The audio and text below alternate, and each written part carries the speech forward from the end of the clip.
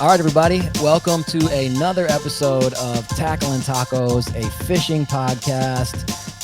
This is episode 29, and so we're getting flirty with 30. We're getting up there, boy. Like we got a couple. I like it. Yeah, that was good, man. I should be like a campaign manager for like a politician, just to come up with terrible lines or whatever. Like you'd be good at it. Yeah. Anyway. I don't know anything about politics or how to promote something, but I can come up with cheesy one-liners that rhyme. So, anywho, so we are very excited for episode 29, and this is Halloween. Oh, yeah. We're excited. Wait. I'm so good on that one. That's the one creepy sound. That's the one sound effect on the soundboard where I know what button triggers it. Every other one is a crapshoot. So. Yep. So I got that one down. Solid. Yeah. Yeah. Thanks, man. So right before we hit record on this, myself and Nate and Lola were talking, and I don't know what it is. I think it has to be the guest that we have, and he's backstage right now. We got him queued up, but I've been so nervous about this all day. Cute. And I did not get nervous with like Polinick. I didn't get nervous with Luke Duncan or even Pete Mena. He's been, like, and Pete jittery. Mena was my hero as a kid, like full blown like there's a really funny episode of Portlandia where this girl's dating a guy and then she breaks up with him because she sees that he has an Eddie Vedder tattoo on his arm or something. Like I would have tattooed Pete Mena on me for sure if I had an opportunity when I was younger. And yet I wasn't like real nervous about that. But for whatever reason, today we have Gussy, Jeff Gustafson. And the funny thing is he's the 2023 classic champ, but I don't want to be just about that because he's a stick fisherman. He's an outdoorsman. He's a writer. He's all these things. And so I don't want to just reduce him to the one incredible accomplishment, but like, dude, I'm really pumped for this episode. So sweet. You're so sweet. Okay. We're just going to get into the merch giveaway stuff from Apple Podcasts and Spotify. I'm probably going to butcher this last name. How would you say this? I think it's Barsky. That's like the name that Barsky he put as the name for the review. On Apple. Yeah. He wrote that he drives for work. You guys are awesome. Keep them coming. And then for Spotify, Tom Benson. Yeah. So please message us your address and full name, and we'll send you a shirt, a hat, and a sticker. So thank you everybody. Keep reviewing because that really helps us out, and it's really sweet to read, honestly. So yeah, it's huge for sure.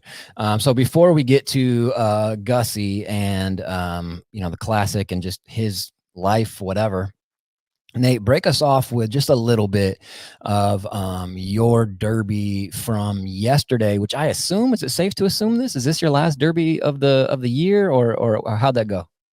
Yeah, no, it's definitely the last one of the year. I think blast off was like 38 or 39 degrees, so it was cold. Yeah, it was that's cold. It was definitely the last one of the year derby wise. I'll probably get out and fish a little bit more because as tough as the tournament went, I caught a ton of fish. So it was a lot of fun. So so like I said, tournament, it was a memorial tournament for a local angler who used to fish with his dad a lot, and his dad passed away. I guess it would have been a couple of years ago now because this is the second annual one. So fished it last year, got second place. So kind of had high hopes this year to get hopefully do better and try to was it on 13 last year as well? Same pool? Yep. Same pool, same launch, same everything. And they do such a great job for, it just being like a smaller kind of, memorial tournament. They bring in food. They had Barry Waldrum, shout out, the last charity winner. He won it last year. That dude's a stick, boy. Well, he won the big that big local charity tournament. Right. But he was like the announcer guy, the MC. So he was the Mercer weighing in. Yeah, for sure. It was cool. Yeah, it was cool. But so we had high hopes, but we ran to the first couple spots on Main River stuff where we were catching some good smallies, and it was just completely blown in with duckweed. I mean, just thrashed. It was everywhere. Like so not really fishable how you fished it last year. Not even close. Yeah. And the day prior, we stopped there real quick and fished a little bit. And I think the big problem was the day before, it was blowing. Wind got up to like 35 plus, like it was howling. Yeah. So I think that had a lot to do with it. Halloween. But, yeah. Oh, that was funny. Yeah, so we checked it out. Sorry. I'm gonna do that so many times tonight. Sorry. Yeah, so we checked it out, and I mean, we didn't get a bite there. So ran to the next spot. We ended up catching one keeper there, little 15-inch smallie. But again, it was, kind of blown out, just not real fishable. So we bounced around to a few other spots, and I think we picked up one other really small, just squeaker largemouth. That kind of didn't. I guess I wouldn't say keyed us in on anything, but we just thought maybe, with the smallmouth stuff not working the way we'd planned, we'll just run and try to catch some largemouth. So that's what we did. Kind of mid-afternoonish, ran to a back pocket, and it's got a big long cut in it, and we just started fishing, and we fished it a little bit the day prior when the wind was blowing, and it was so hard to fish. I mean, like we probably in there for half an hour maybe, and it was just so difficult that we're like, you know what, we'll scrap this. The wind's supposed to be better for this area tomorrow, so we'll come back here and give it a try. And we ended up getting back in there, and you can go back a good ways, and we ended up catching everything we weighed in there. So oh wow. Yeah, so we ended up we called out the two we had, and ended up calling I think we called up another 2 times after that. So it was that's great. Yeah, it was fun, and like I said, we caught a ton of fish. I bet I haven't caught that many 13 to 13 and a half inch fish ever. Like I was getting very frustrated, and luckily my partner Corey, he had five keepers. Shout out Corey. Yeah, he had 5 keepers in the boat before I caught a single keeper. Dang. Yeah, and I mean, I caught a whooping on you. He was, and I caught a ton of fish, but he had 5 in the boat, and then we ended up calling up I think three more times. So I caught some good ones and helped us out a lot. I think we ended up with 13 and a half pounds, like something like that, 13.53 or something like that, for 5th place out of 22 boats. So I think that's great. Yeah, for sure. Yeah, it was fun. Didn't go as we kind of anticipated. Had to stay positive and keep grinding, but it was a fun tournament, and it was good showing. A lot of people there, 22 boats. So shout out James Keller for putting on a good derby for your father. That's awesome. That's really great. He'd be proud for sure. So and before I get out of the tournament, 18 almost 18 and a half pounds won it. Wow. Oh my gosh. Yeah. You said it was all brown fish, right? All smallies. Yeah, that's a good bag. Pounds almost. Yeah. Which is really good for this time of year. What were the water temps like? I think the highest I got when we were in that that pocket was like 56 to 57 already. Wow. Yeah, later in the day. Main River was like 53, 54. Wow, I was gonna say low 60s. I wasn't even close. Wow. Yeah, no, it was chilly. Water was chilly. But yeah, so almost 18 and a half won it.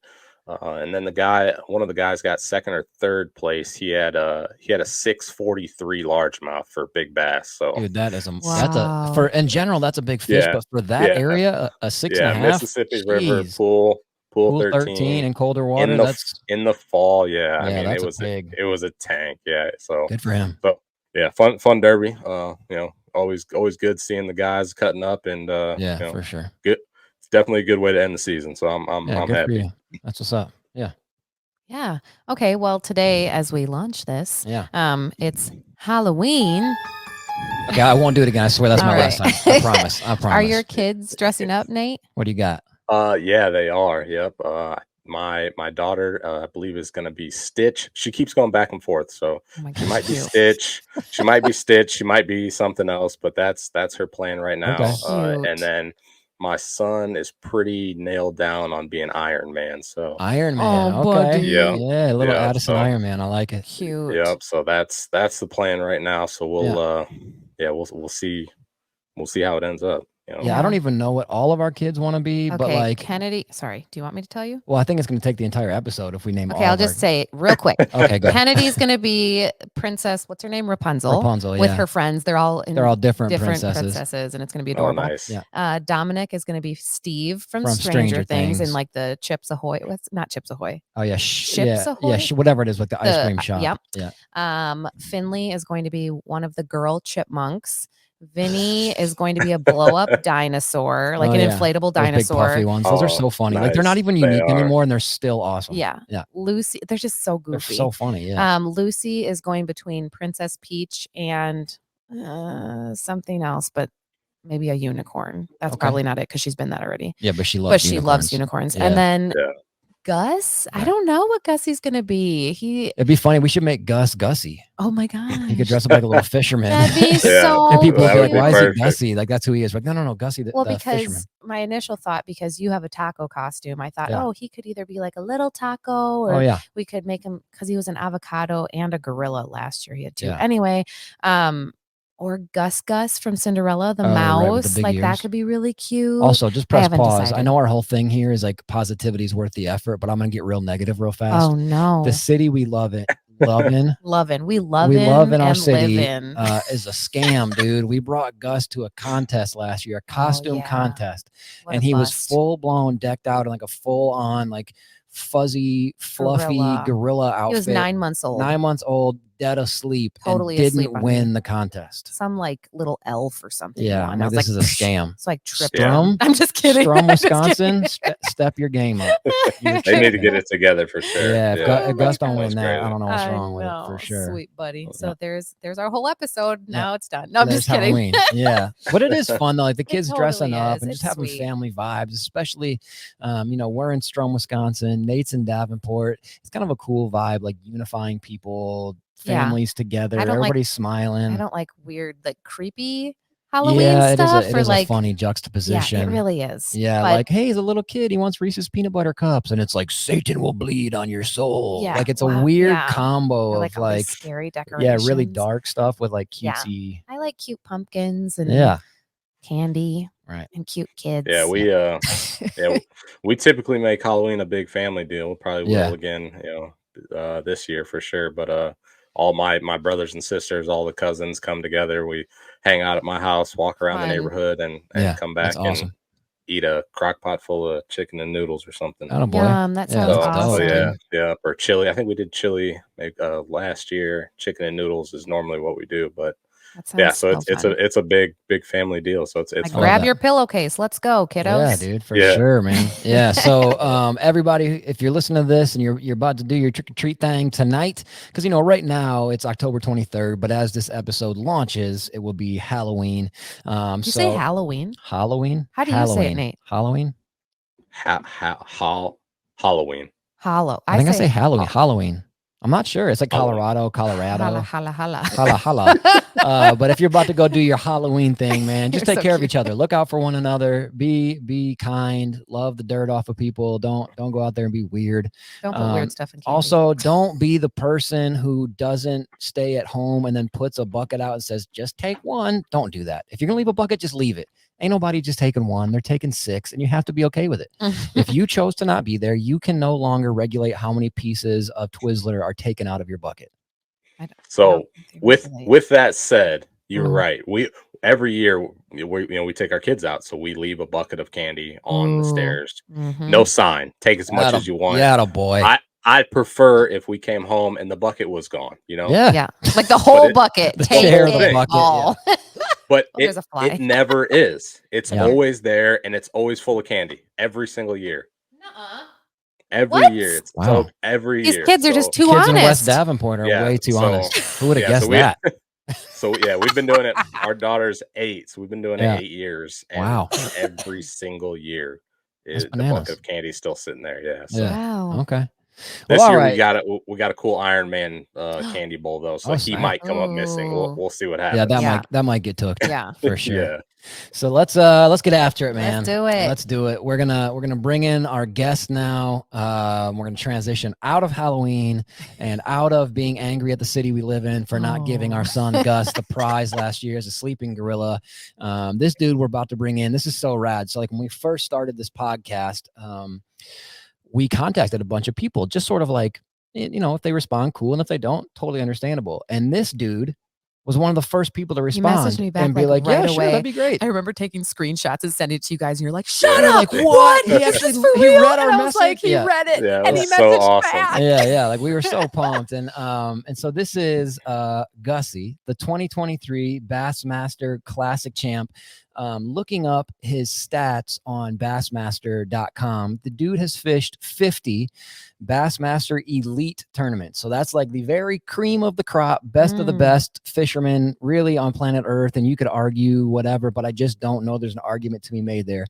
And this sucker has been in the money 48 Oh my times. Gosh. 48 out of those absolutely 50? Bananas. What? 48 times out of 50 on like a Tuesday night jackpot with you and like 6 buddies is like incredible. Yeah. But 48 out of 50 with the elites is nonsense, dude. Yeah, he has $800,000 just on the bass side and career winnings. He's also, I don't know how many people know this about Gussy, but he's also an established writer with a ton of different articles, magazine covers, and all kinds of outdoor publications, not just bass fishing. That's pretty neat. So like ice fishing, different species of fishing, hunting. I think he's into shed hunting, just a bunch of different stuff. And this is kind of rad. If you were to go back and listen to our very first Tackling Tacos episode ever, if you're watching this right now on YouTube, up above Lola, there's a big TV, and we had the TV on while we were recording because we were actually recording the very first episode ever during the Bassmaster Classic. I think I said, we were all like, oh, who do you want to win? I said Gussy. You said Gussy. I think I said Gussy. I think Nate said like Gussy and a couple other dudes. But like, so from Jump Street, we've been a fan of this dude. And so we are so honored to bring him in right now. Our brother from the north. Oh boy. Jeff Gussy Gustafson. Come on. Thanks, guys. I've done a few podcasts this year, but that was a nice, you made me feel pretty good on the intro there. Hey, good. Well, good. We're off to a good well start. Deserved. Yeah. I think you've definitely freaking earned it, dude. So we'll just jump right in, man. And like we were talking about before we hit record, Gussy. Is it okay if we call you Gussy? Do you want us to call you? Yeah. Okay, Jeff, Mr. Gustafson. I mean, is there Mr. G? Yeah. Hey, I'm fine with whatever you guys want to roll with. Okay. Yeah, if I have a problem, I'll let you know. But all right, perfect. All right, bet. It'll have to be pretty bad for it to be a problem. Okay. All right. Well, I don't think we'll go there, but if you were listening in the pre-intro thing, I was saying how I've been like nervous about this episode. So the only way it goes south is if I just fumble over my words and then like a bunch of expletives come out or whatever. But even that, we'll be all right. So I like swearing, so perfect. You can let it rip too. Like we're not, you know what I'm saying? This isn't on like TBN or like a Christian network or something. So if you want to go for it, you go for it. But so the normal way we do this, Gussy, is we have a whole bunch of like categories of questions as opposed to like however many random questions. We kind of group them up into different topical ideas, and we usually let you or whoever's on the show pick the first one, and then we just kind of flow from there. Yeah. Lola, hit them with the possible categories, and then we'll just go. Okay, we have life questions, taco questions because we're tackling tacos. Yeah. Gussy specific questions. Yeah. Your favorite, which is like a rapid fire. We just say like your favorite movie, blah, your blah, favorite blah. blah, blah, and then you just Go. answer quickly. Yeah. What else? Listener submitted questions. I think that's it. And I think that's it. Yeah. So where would you want to start, dude? Let's go with the favorites, and maybe that'll give you guys some. You can kind of roll with wherever. Yeah, fun. All right, so we're gonna kind of rotate through them. Like I'll start, and then you just like. I think if you ask somebody what's your favorite, it can be hard. So it doesn't have to be like your number one favorite, but just something that pops in your head. Because no one's going to tell you you're wrong. Like, is that really your favorite? Whatever pops in your head right out of the gates. So you ready, Nate, Lola? You ready to just roll with it? Let's do it. Let's get it. All right, Gussy, your favorite movie? Happy Gilmore. Oh, snap. I love that. Favorite band? Solid. Favorite band? Pearl Jam. Okay. Well, I was just talking about Eddie Vedder in the intro thing. I caught it. Yeah. Yeah. Favorite kind of food?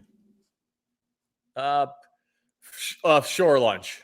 Oh, snap. Ooh. That's hard to beat. I've probably Nice. cooked like 500 shore lunches in my life, maybe more. I don't know, lots. Like That's I hard to grew up beat. guiding and whatever. So yeah, a good fresh shore lunch. Like I never freeze any fish. And hard to beat. Yeah. That sounds amazing. Yeah, that's a really good one. Favorite TV show? Old school Seinfeld. Oh, snap. Yeah. Newer. Oh man, there's been a lot of good series. Game of Thrones, I was like, couldn't wait to watch the next one. Okay. Yeah. That's dope. Nice. Okay. What about your favorite crankbait? Favorite crankbait ever? Yeah. Bagley sponsors me. So, I mean, I throw a lot of Bagleys now. Bagleys are dope, dude. All-time favorite crankbait. Back in the day, Pradco used to have these like signature series lures. So when I was a kid, like they had a Zell Roland popper. Yeah. They had like a Jimmy Houston crankbait, Larry Nixon little Fat A bomber stuff. Like some of those, like we used to trade tackle with all the neighborhood kids. And those my gosh, I love that so much. Oh, that's so cute. Yeah, that's so much better than trading Pokemon or something. That is so much cooler. Hey, still to this day, one of my good best friends, he actually is like a neighbor now, but he's like 2 years younger than me. And me and one of the older kids took advantage of him.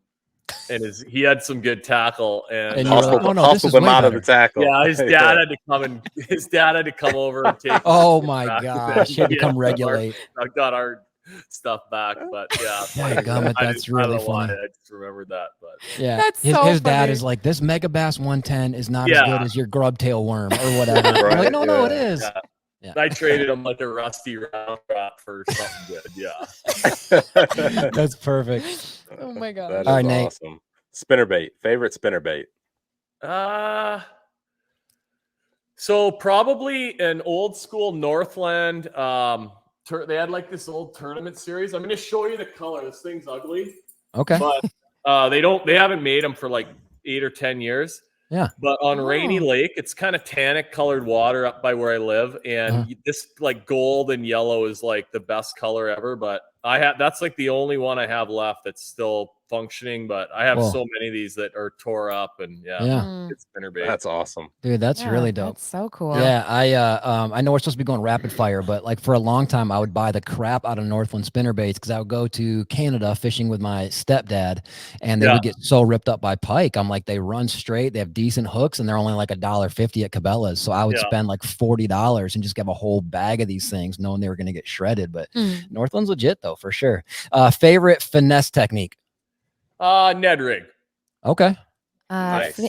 Favorite fast food place? McDonald's. Oh, that's so dope. Guilty pleasure. I don't care what anybody says. No, I like it Some too, hot, man. salty fries. Yeah. Fries, pretty good burgers. Like, I love that. I get it. That's the shittiest part of having a wrap truck, though, or the worst part of having a wrap truck. Sometimes I feel pulling up, sitting there. Yeah. I mean, like if I'm in like Alabama, you just fit right in. It's fine. But that's perfect. McDonald's is a good little feast, though, for sure. Yeah. Nate and I, almost every tournament we fish, we stop at McDonald's on the way out. That's like a norm. Yeah, like pretty good breakfast too. If you're in a rush, their breakfast burritos. Yeah, no doubt. Shout out McDonald's. They don't need our shout out. No, they do not. Sure. They do not. That drive-thru's packed every day at every time, all day long. Yeah. Oh, favorite coffee place?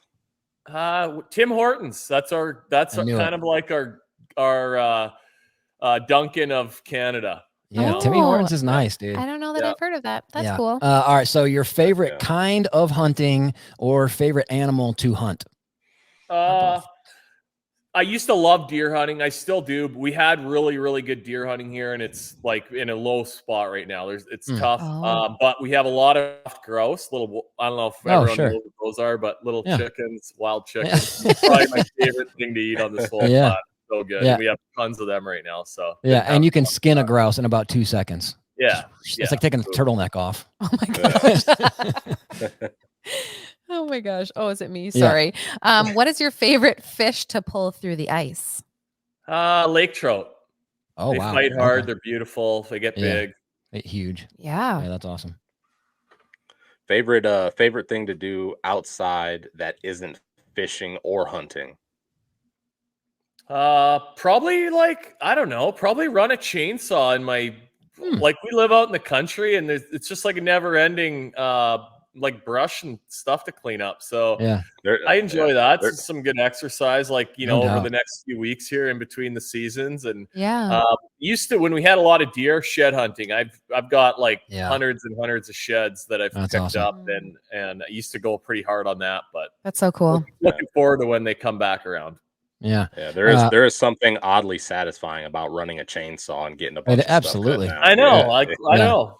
Yeah. Especially when you keep that, when you keep that chain sharp and it's like big chunks coming off the blade, as opposed to like that fine mist where you're like, dang it, because sharpening a chainsaw is such a pain in the butt, dude. That little circle file. I mean, like I've used one a lot, but like, mine's always dull. Like you hit a rock. Or, hit a rock or hit the soil. When you have a fresh blade on there and she just cuts like butter, that's a great feeling. Yeah, dude. What is your favorite toothpaste? I don't know. I couldn't tell you like Crest. I don't like Colgate. I don't know. But I just pick whatever one is like all purpose, has fluoride, and is does all the things. Yeah. Yep. Okay. There it is. Yeah, that's like wise. All right. Look for the full package. Yeah.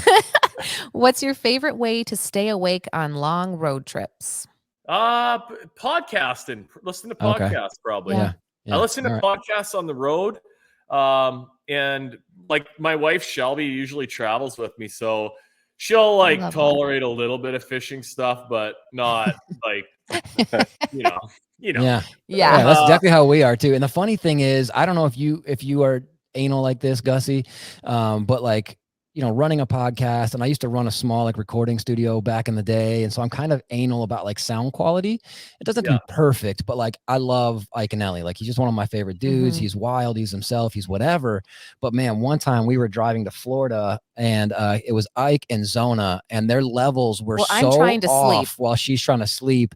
Like Ike would do his super loud laugh, and then Zona would do some loud thing, and like she kept on like waking up. She's like, "Will you please turn this off?" I'm like, "I'm sorry." I'm like, I love both of those guys, but I'm like, when I'm sleeping and they're just and then it would get kind of very quiet. Well. No, that's pretty funny. Who knows where the audio on my end will end up tonight, but we're gonna keep you crispy. It'll be so good. Okay, so I know this is rapid fire, but what podcast do you like to listen to, or does Shelby like to listen to? So I'll listen to the fishing ones when I'm in the boat by myself. So all the elite events we're by ourselves, pre-practicing or whatever. So, you know, like fishing wise, I don't know. I'm friends with everybody, so it's hard to like. But I listen to everything really. I can listen to anybody talk about fishing. And then when we're traveling, a lot of like crime, mystery, dude, me too. Some true story stuff. We've had a few like good just story ones, but it's hard. Like she's got a high standard, so like she'll be like 3 minutes into one, and she's like, "No, I don't like." Yeah, like I'm bored. I don't like this person's voice. I don't like. That's how I am. Next, that's funny. Gussie, have you heard of the crime podcast? This Is Monsters. Have you heard of that one? Yep. That's a good one. I like that one a lot. It's just very like objective, but he like tells a story well, and like I always get engaged in those. Then I come home and I tell Lola, and she's like, "Why are you listening to that? That's so horrible. How did that guy do this?" I'm like, "No, he got caught." But like, yeah, they are engaging. Yeah, no, so there's a good one up here that Canadian true crime, and it's an Aussie lady that is the narrator of everything, and she has a great voice, and that's probably like our most recent like one that we've listened to a lot of. But let's check it out. You know, all decades, but like there's my favorite one. She did one from like the 1930s about this. It's called The Mad Trapper, and it's this trapper like way up north somewhere that just like ended up killing some police officers that just wanted them, you know, wanted to catch up with them, and they ended up getting them. But it was a pretty crazy story, like wilderness manhunt. Yeah, we'll have to listen to that one. Yeah, I'm gonna listen to that. The Mad Trapper. Yeah. Perfect. Yeah, all right. That's wild. So all right, let's get through these last couple. Yeah, so you're road tripping. All right, you're road tripping. What's the go-to snack for the road trip? Beef jerky. Yeah, you can't go wrong. Classic, absolutely. Yeah. Favorite season to fish? Man, I really like. I love different things about every season, even ice fishing. But man, like I've been going hard the last couple of weeks, like every day, just about. And the fall fishing is I mean, tough to beat. Big fish, and everybody's in the mood to bite. Yeah, they get more predictable again. Yeah. Less boats out there. Oh yeah. Yeah, for sure. You say this every fall that you're like, I want to kill a deer early so and then that get back on the water and musky fish, target smallmouth. Yeah. And then I just pass on so many deer. I know. And I'm like, get the deer. Get back on the Maybe I'll just get the deer and you can just go fishing. Yeah, that's fine. Yeah, you fill up the freezer and I'll go catch smallmouth. Deal. Yeah. What is your favorite thing about Lake of the Woods? Just the diversity. I mean, it's one of the best multi-species lakes in the world, and I think that's helped me like just sort of be kind of well-rounded. You know, just I've grown up working at all these resorts, and you fish for walleye and pike and muskie and lake trout, crappie, lots of bass, lots of ice fishing. Just, you know, there's always something different you can do every day. You don't get bored out there. Yeah. How many acres is it? It's like 1 million, isn't it? 1 million acres. Yeah. 14,000 islands. Yeah. So oh my gosh. I've like sort of seen like every basin, you know, but like there's so much lake, like I'll probably never see, but crazy. It's pretty cool place. And like 5 different basins in one, sort of, where like you got some clear lake trout arms, you've got some shallow, dirty kind of water. That's traditional walleye stained water. You kind of got a bit of everything, so it's just a cool place. Yeah, that's awesome. Heck yeah! All right, so I think this is our last one.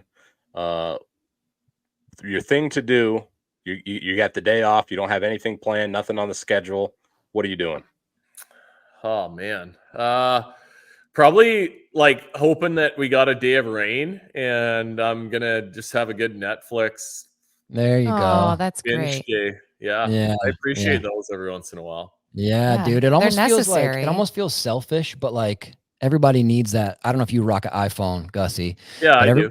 Everybody needs that like that charge sound, like for your dang life, where you have if it's just one day where you just can just sort of be selfish, be lazy. Like that's and maybe it's not selfish because you're like you need to be recharged at some point. Like yeah, for sure. I don't think that's a bad thing at all. All right, let's jump over to life questions, and then we'll just go through life questions, taco questions, Gussy questions. Perfect.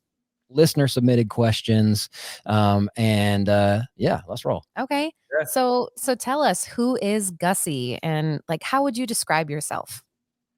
I mean, I kind of get along pretty good with most people. You know, unless you really gotta try to make me mad. Like there's a couple of guys on the Elite Series that like I don't love. You know, you have issues on the water a little bit here and there, but like, yeah, no, I get along with everyone. I'm pretty easygoing. I'm kind of a picky eater. I get chirped about that quite often. Like, just sort of plain. Like, I don't love like a lot of condiments.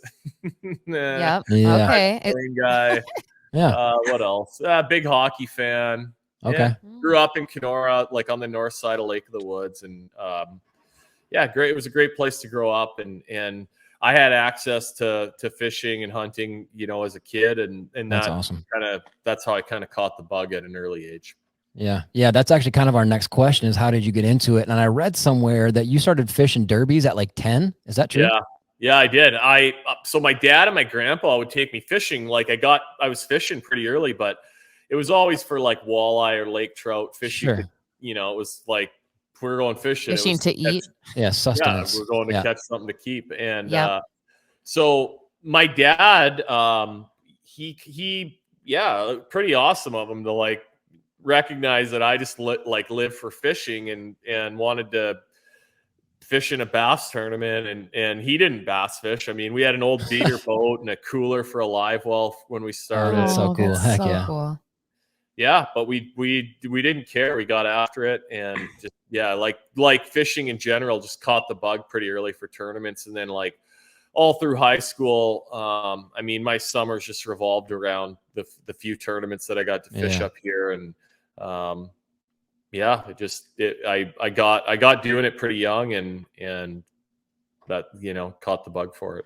Yeah. When did like the proverbial light bulb go off, Gussy, where you were like, dude, I could actually do this? When I was, first year I didn't fish sort of with my dad. I was 16 and fished with another buddy my age, and we got second in our big local, you know, 150 boat tournament on Lake of the Woods. Okay. And we won a truck. And whoa, neither of us that's even 16 had a driver's license yet. So, oh my gosh. that's so dope. That is we awesome. won like a little Ford Ranger truck. And that's so cute. yeah, so that was pretty cool. And then the next year we won the tournament, and so that kind of opened a lot of doors. Like I got some, you know, a little bit of help. Like I started getting a few rods and reels from Shimano. Like that relationship started way back then. Wow. And is G so Loomis cool. is like under the Shimano umbrella today, but they somebody there liked me early on, and just got a relationship going. And dude, how cool is that? but yeah, awesome. Just from like getting some sponsors, and then also like I was guiding when I could too. So I worked at a lot of the resorts up here, and then started doing my own thing. But just, you know, caught a couple of wins there sort of early on, and got some, you know, you get some credibility from that. And at 16, heck yeah. Like, hey, I can do this, you know. I went to university. And I always did pretty good in school, but I went to university not knowing what I wanted to do. I was kind of, I always tell people I was on the Keep Mom Happy program when I went. Yeah, sure. And I think the whole, you know, going through the process was good for me. But yeah, I wish looking back now, I would have taken business or marketing stuff that I, you know, would have probably been useful. But I just what did you take? Learn everything the hard way. Just gen ed stuff, or what did you actually major in? Or what did you... general arts. Yeah, that's dope. Yeah. What's something about you people probably wouldn't expect about you, or maybe just don't know? Well, people, my friends would all know this, but I like cats more than dogs. We've grew up with dogs, but I don't know. We've had a few cats over the years, and cat guy. Okay. Do you bring them with you when you travel? No, we don't. Oh, okay. That's what's up. So you said that was really unexpected. Do you guys remember Nate Lola? What Polinick said?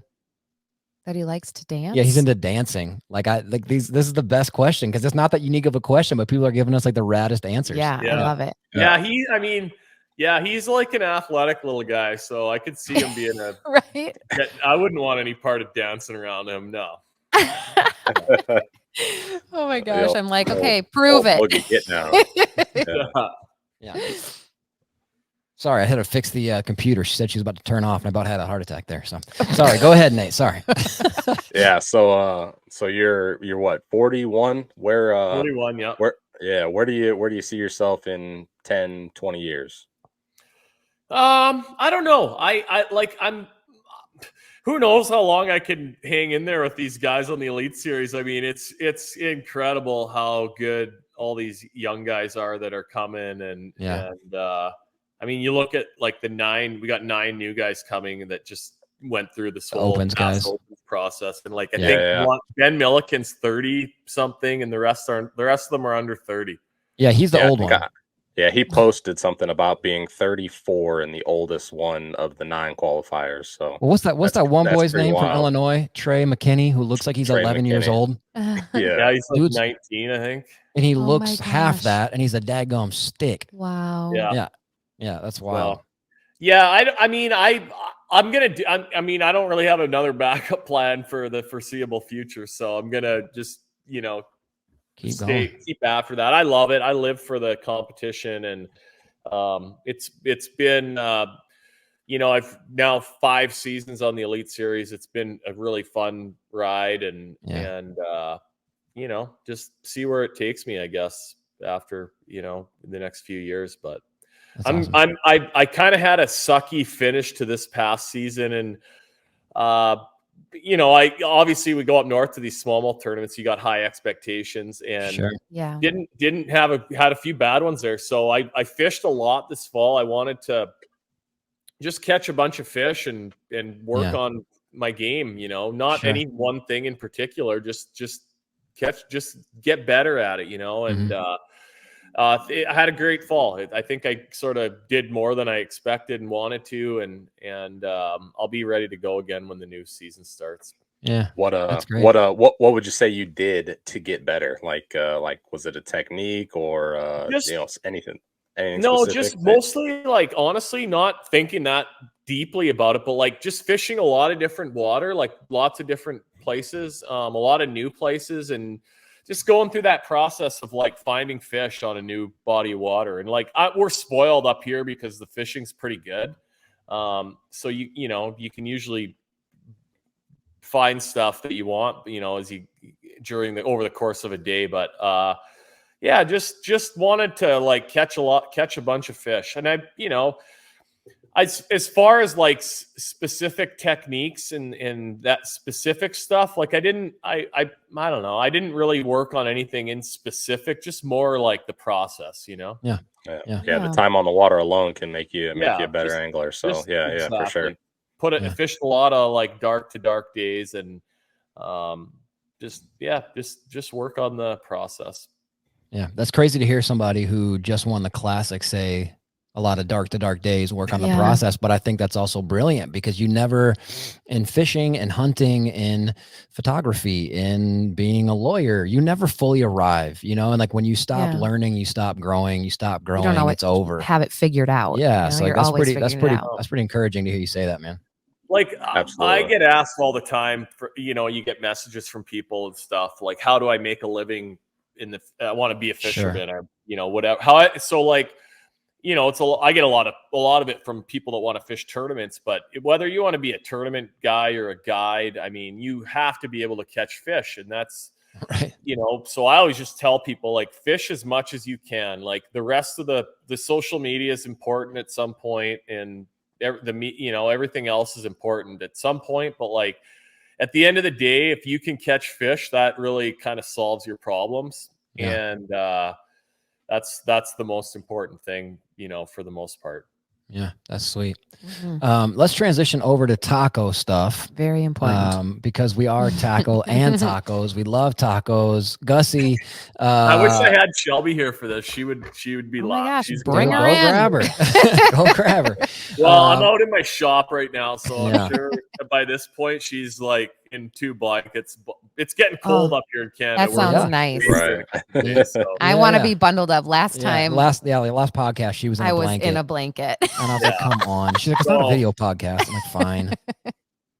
Yeah. Next time with her on here, and she's gonna be a lot more interesting with the she'll break it down. Chatter for sure. Good. Okay. That'll be fun. All right. So I looked it up. Kenora, that's where you're from. Yeah. There's a place there called Quesada Burritos and Tacos on Main Street. Do you know it? It's the highest rated taco shop around you. Yeah, we've been there. It's good. Yeah, good eating. Would you agree that it's the best? Would you agree it's the best? What makes it good? I think it's the only real like kind of authentic place we have. Kind of a small town, so yeah, but still, that's rad, dude. Hole in the wall places are the best. Yeah, no, it's good eats for sure. We've actually, you know, for being a kind of a small town, we've got some pretty good restaurants, and you know, so yeah, we're fairly lucky there. Tourist town, like it's busy, and the population like doubles in the summer. Sure. Yeah. What it is. Yeah. Yeah. So you're an ice fishing guy. Yeah. What's your favorite thing, or have you pulled anything out of the ice and made a taco out of it? Well, I like that. We do the walleye tacos all the time. Yes, so dude. From my little shop right here, I've got a snowmobile in here, and we can be like fishing in about 5 minutes out on the west arm of Lake of the Woods from our house. Oh my gosh! Shut up. We'll be over in a couple months. Yeah, jeez. Yeah. Well, like, you know, at some point in December, I'll be able to get out there. And yeah, we're kind of lucky because we can just, you know, if it's cold, like that's fine. You can usually deal with that. It's the wind that's really takes sure. it. So if it's a nice afternoon, in December it gets dark here at like 4:30 because we're so far north. So yeah, it does here too in Wisconsin. Yeah, you know, in Wisconsin it does. Go out at 3:30 and get an hour in. You can usually, you know, catch all the walleye and perch you want. But gosh, oh my god, that's so dope. That's awesome. Gussie, real quick, this isn't a taco question, but you brought it up because you said you're in your shop. Will you do us a huge favor and just pan around just a little bit because it looks like a daggum tackle store? Yeah, I loaded up pretty good. So right now everything's a pretty good mess. Just you know, the boats right here. Had it out in the rain the other day and whatever. But yeah, just gonna, you know, kind of get cleaned up and heck yeah, that's so that'll awesome. be my project the next couple weeks here once we're sort of done with the boat. But yeah, man, that's awesome. I love it. All right, sorry, go ahead, Nate. I didn't mean to cut you off. He said his shop and it looks incredible, and so I wanted to see it as well, so that's cool. I was gonna I was just kind of piggyback off the walleye taco question. Are you fried walleye or because you mentioned shore lunch? So that's what I'm assuming. But yeah, fried or grilled or pan fried or. Yeah, so like you get fresh walleye or crappie or perch, whatever, you know, everything's great. Yeah, we never freeze any fish. I mean, we're able to we have access to the lake quite a bit. So I could tell a piece of frozen walleye like before I dude. It's different. It's total people argue with me, oh, if you freeze it in water. I'm like, no, it's not. You know that trick, Gussie, where they put you know, I'm spoiled a little bit, but probably my favorite way to do it is just to batter flour, egg, cornflake crumbs, and just cook it in butter. Like if I was just making a couple pieces for myself, like that's yum.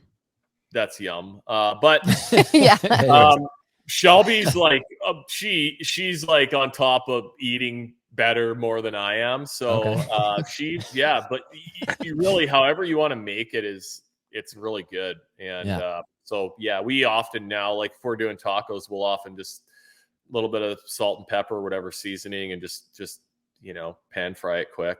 Love that. But yeah, she did some in the oven tonight, just a little bit of batter and in the oven. But yeah, it's kind of good however you want to do it. Heck yeah, that sounds so good. Yeah, for sure. If you get a bit, like I never keep them over like 16 inches, you know, pound and a half. You just want the littler ones are the best to cook up. They cook up fast. And like I said, I've cooked all these shore lunches. The first piece of fish everybody grabs is the small little crispy one. Yeah, it's true. Yeah. Every once in a while, like if you get a one that's hooked bad or it might die or whatever, we've been like, you can just slab it, leave the skin on and just throw that on the barbecue and, you know, season it up on top a little bit. Wow. And that, you can kind of just, it flakes off and it's pretty good way to have a bigger one. Cause like if it's over like 18 inches and then they just get to be a little bit thick. They get the shoulders on. Yeah. Big old wide back. Yeah, for sure. But then you can also get that cheek though, boy. You get that cheek meat though on the bigger ones, which is dope. Yeah, that's true. Yeah, and the little wing underneath. Yeah, the wing, the little. Sorry, that was awkward. But yeah, the little pectoral fin wings. Yeah, you know what I'm doing, even though I just look exactly like an what idiot, it was. It was cute. Yeah. So what's the best taco that you've had? So my like dream taco is beef, cheese, tomato, and spinach, and that's it. Whoa, okay. That spinach threw me off. Yeah. But because you don't like condiments, so you don't like sour cream. Do you like salsa? No queso? None of that. I'll have some. So I can do salsa, but I would rather have just like fresh tomatoes instead. Yeah, I like that. Is not what I was expecting you to say. Do you like pico de gallo? Do you like that? Yeah, like I can tolerate it, but if I was just making my own, I wouldn't. I'll tolerate it. Dude, okay, so really, this has nothing to do with tacos, but it just made me think of it. When you got interviewed right after you won the classic, I think it must have been Mercer asking you questions or something, and you just kept on sort of like laughing on stage and like sort of like a high-pitched laugh. And I was like, dude, I like this guy so much. He is so authentic. He's not polished. He's not faking it. He's not saying So like sweet. all the like sort of rhetorical, you're supposed to say things after you win the Super Bowl of bass fishing. And like, that's exactly what you just did right now. Yeah. You're like beef, taco, like spinach. And I'm like, like just things we don't expect. I love authenticity, so dude. Good. Heck yeah. But dude. like, I would eat like 4 or 5 of those little beauties. Like I love them. Simple and just bop, bop, bop, bop. Shelby will, like she'll try to introduce me because she'll eat anything and like she makes good stuff, and I'll turn my nose up at it sometimes, or she'll get me to try like pizza, pepperoni and cheese. I don't need anything else on my pizza. Like I love just pepperoni and cheese. So she's always like wanting me to try adding stuff, and I'm like, well, like I can, but I don't enjoy. Like I just don't enjoy it as much. Like I know what I like, and that sounds like you. That does sound like because me. I'm like all about vegetables, and like I love meat too, but I love color in my food. And like we made nachos last night, and his were very boring looking, and mine looked really good, and they were. But yeah, it's just really funny. You're like, but I like it like this. I'm like, you'll but be just like, try what do you it. want with your steak? And I'm like, more steak. Maybe some butter on it. Yeah. I'm just keeping. We would get along real good. Like that would be our households would be like exactly the perfect. same. Yeah. Her and Shelby could like complain about us, and we could just sit over and chill and eat really simple like walleye wings. We'd eat our pretty food and let you eat your basic boy food. That's fine. Yeah, that's totally fine. Yeah. Let's jump over to Gussy specific questions, because I feel like all the taco questions were pretty well answered. Yeah. And if at any point, man, we got you for too long, or you're trying to go to bed, you just holler at us, man, and we'll cut it off. But no, I'm good. You guys, this is fun. Fire away. Yeah, appreciate that for sure. Oh, I'm first. Hold on. You're up first. Sorry. Drink of water. Speaking of what we were just referencing, the simplicity of it, she has like purified water in a mason jar, and I'm drinking sun-kissed orange soda. Like just so classy, Really? I don't even care. You're so funny. Yeah, I'm happy with it. Okay, rank the passions for you: hunting, fishing, writing, guiding, hockey. What's number 1? Yeah, if you could only do one of like those things that are sort of you, what would you go with? Fishing for sure. Okay. And do you mean fishing guiding, or like competitively, or just? No, competitively or on my own. Yeah. Like I like guiding, but if I do like get on a good run of like I'm guiding quite a bit, it's kind of like work turns into work a little bit, because like people like a lot of people won't understand this, but when I go by myself, like I would never fish a spot that I know I can catch a fish at. That makes sense. Like I'm always just looking for like the new, something new, something different, a new spot.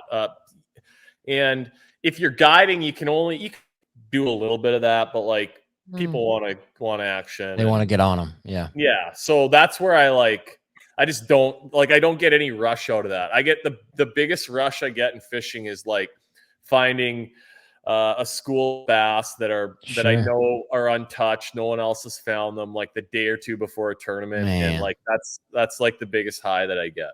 Yeah, absolutely. Yeah. Heck yeah. Does Shelby like to fish? She does. Yeah. We fished quite a few tournaments together, but we fished really? We fish one every year together in September, and then she's sort of. I kind of like have 6 or 8 of them that I get to fish still up here in the summertime and fall. And I kind of have a different buddy that I do each one with. They're all people I've fished with my whole life, kind of. Oh, that's sweet. And, you get to this age and everybody has kids and jobs, and you don't get to see each other as much as you did when you were younger. So, but she'll fill in if I ever need a partner. But yeah, she can catch fish fine. She's good. Awesome. She can back. She never grew up like doing any fishing or anything like that. Oh, so interesting. I do give her some credit. Like she can back a boat in, like better than my dad, who's done it his whole life. Wow. Like he's like a look behind him. So if he can, like in his truck, he's just got a window. He can look back and it's easy. But I had a cap on mine, so you got to use the mirrors. Yeah. And when I fished the FLW tour for like 6 years before I started on the Elite Series. So the one thing I missed that was cool about FLW was your immediate family was allowed to pre-fish with you. So he would come to like 2, 3, 4 tournaments a year, but it would be funny, like him trying to help me out to back in, like in the dark in the morning, and there's everyone around. Like it would be a nightmare. That's awesome. I love my dad, but yeah, he was that wasn't his strong suit. But Shelves does good. No, thanks. I'll often weigh in and go to the boat and drive it around to the ramp, and she'll usually have the truck backed in ready to rip for me to drive it on. So I'm pretty She's amazing. Sweet. Yeah, that's awesome, dude. That's really dope. For sure. So one thing I've noticed about you, Gussy, and it actually even says it, I think, on bassmaster.com, like one of your strengths is electronics. So what I wanted to know is, how did that develop for you with like forward-facing sonar and stuff? Was it like a product of, I like to fish this way, and so it just kind of lines up really well with electronics? And then the second part of the question is, and I'm not trying to bait you into something controversial here, but what are your thoughts on some of like the forward-facing sonar drama that's happening and all that stuff? Yeah, so I think my background, are we clear? Yeah. Yep. Okay. I had a little internet freeze up there, but you're good. Yeah, we can hear you. Even if you're frozen, we can still hear you well enough. Yeah, so I mean, good. Yeah. Yeah, you gave me the green light earlier. It happens. A good podcast has 1 or 2 freezes in it. For sure. Oh, for sure. Yeah. Adds to the attention. What did he say? I think my background in, because when I started doing this, like fishing professionally in tournaments, if there was an event where I could fish offshore and get out in deeper water, like usually I would do pretty good. And that's where, I sort of had some confidence in it now. And I think that came from just like growing up, doing a lot of walleye fishing, doing a lot of ice fishing. Sure. And that makes sense. Just staring at a flasher and watching your bait, how fish react to your bait. Like all that was easy to me. I had 10,000 hours on doing that stuff, right? Sure. So then now at the forward sonar, I'm not so hot about it. Just as far as like, it's pretty impressive, like how good some of these guys really are with it. Yeah. And I mean, you're never going to catch me being a crybaby or whining about the equipment that guys are using, especially when everybody has it, Yeah. I'm obviously like, sure. Go out of my way to like make sure I know all the rules and everything like that. But yeah, I do have to, and that was part of like going back to like fishing a lot this fall and catching a lot of fish.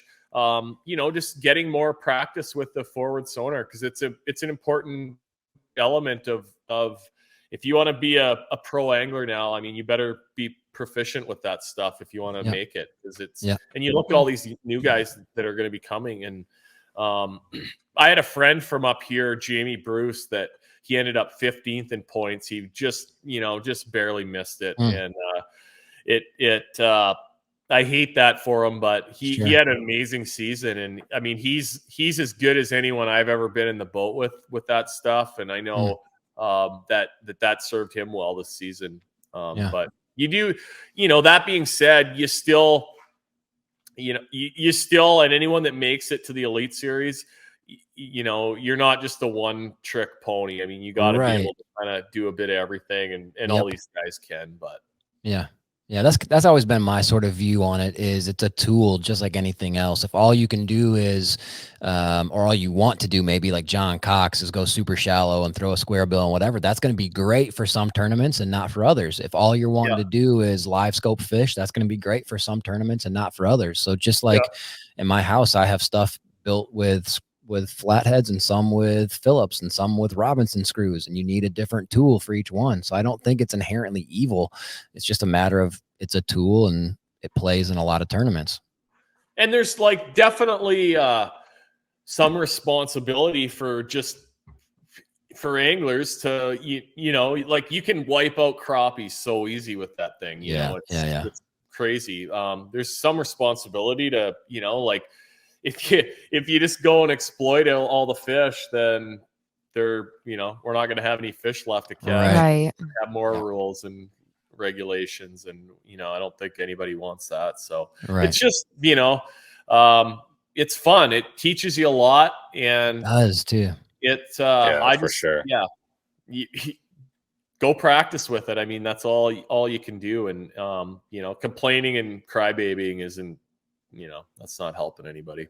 Come on, dude. Yeah, I totally agree. At this point, like absolutely. Yeah, like so many people have it on their boats, and you can't believe, like, I still use a flasher for ice fishing, and we're pretty spoiled up here. The ice fishing's really good, but like just about everyone I run into out on the ice now has a live scoping, some sort of forward sonar that they're really on the ice even.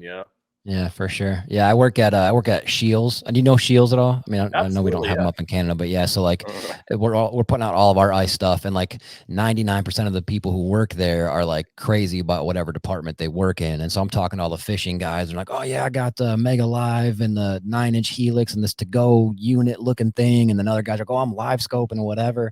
Yeah. And I'm like, wow, dude, it's so neat though to see people like we just use. I mean, Lola and I, we just use a flasher. We have a Vexilar flasher, and that's still. Sorry. Yeah. She'll go out and like ice fish. Like we'll be in the hut. It'll be like -20. We'll be in the hut with like the little buddy heater with the flasher. And when the school goes away, she just like takes off on her own with like the little ion auger and goes and digs holes and like starts catching fish while I'm in the hut, like freezing. And he's like watching the thing, and I'm like, nah, I need to find the fish. I need to go after him. She's like a bass fisherman, like always moving or something. But yeah, it is wild though where it's at nowadays. I still love the flashers, but yeah. Yeah. So what do we got? You showed us around the shop a little bit. We caught a glimpse of the boat. Tell us about the Lund. Can we get some deets on the Lund, and why the Lund? Why not something different? Yeah. So first off, I think first off, I live in Lund country, up where I live, central Canada, northern Minnesota, Wisconsin, the Dakotas. I mean, it's Lund country. Yeah. I grew up working at all these resorts, and a 17-foot Lund outfitter was kind of like the outfitter, the gold standard for a guide boat, and a resort boat. But yeah, they've helped me out, since I was a kid, just about. And so I just feel like part of the family kind of, and I've been pretty lucky, like with it's tough to get help with boats, especially with boats today. So, I'm pretty grateful for that. But yeah, this boat that I have now, I think the Pro V Bass, I've been running one since 2017. They came out. Yeah, that was the first year of it, right? 17. Yeah. And no, it's a fishing machine, man. And like for all the like other stuff that I do aside from just tournament fishing, like it's an amazing boat for the, I want to musky fish a few days. I want to guide a little bit, do a little bit of walleye fishing. It's kind of nice because you can do everything with it. I can pull it up on shore and, not have to worry about scratching anything or scuffing anything. I mean, that's awesome. Yeah. Right. Yeah. And then out on the tour, especially like when I started fishing FLW, like John Cox, eventually he ended up in an aluminum boat too, but I had the only aluminum boat. Like when I started, there's a few more of them now. Yeah, there is. But I think it helped me stand out a little bit maybe and get noticed more. Maybe it was, I know like in the early years, I heard somebody was like, who's the dumbass in the walleye boat? Like, wow. Oh my gosh. And I bet they didn't win a classic. He's a classic winner. Yeah. I mean, I've hung around a lot longer than than some of those guys. So it's good for you, I don't know. I love the boat, and you're not gonna see me fishing out of anything else. Yeah. No, that's foreseeable future anyway. Yeah, we actually, Lola and I flirted with the idea of getting a Lund Pro V Bass because we have 6 kids, and we have a Legend fiberglass bass boat, which we bought that specifically because the deck is just gigantic. So if we have a bunch of kids out, like in a trolling motor only lake, it's a little more safe, whatever. But those are probably my favorite bass boats. A few of my friends have really over the years. Yeah, I love that big deck on those things. Yeah, it's kind of like the old school Champions. Yep. That's what Nate used to have. Yeah. That was my other kind of favorite. Yep. Yeah. I love the Legend because the front deck is gigantic and the storage is just super simple and humongous on the front deck. So I think it's awesome. But we were looking at the Lund Pro V Bass. There's that one, I think it's called like the EX or ES or something that has like those flip up seats on the back deck, you know, so you can have even more kiddos in there. And I think Lund did a really awesome job, in my opinion, of amalgamating a bass boat with a kind of bigger water boat. Like you can get so many people in the thing. I've got it. I had it out in the rain. It's dirty, but these are the pop-up. Oh, that's what yours is. Yep. Yeah. So it's a deck. Wow. And that's so smart. So smart. So it's kind of nice. Like for me, if I'm, taking a few people out, you got a little bit more room, but like tons of storage up here. It's dark. I know you can't see that. No, we can awesome. See it. This is great. So yeah, this is cool as crap. It's a good rig. It's a fishing machine, and I just think it's a cool medium. I love it. Yeah, that's great, dude. Good for you, man. For sure. And holding up those long-standing relationships is awesome. So you mentioned Shimano, I respect the crap out of Loomis, all that, and Lund forever. That's great. Yeah, so it's really, really cool. What's your favorite way to fish? It doesn't have to be like bass or whatever. It could be your favorite way. Or should I say technique or just whatever. Yeah. What to fish for? I don't know. Answer all the things. Honestly, I couldn't even tell you guys in the last, I started using a Z-Man hula stick. So it's one of their Ned rig baits. Yep. I know it. Yeah. It's like a small Ned rig with like a couple like cuts in the bottom. Yeah. It's got that like little flared tail. Just like the regular green pumpkin, that's it right there. And so you can, I'll usually take a little bit off and it's kind of looks like it's all bent and stuff, but I'm going to show you how I can fix it up here.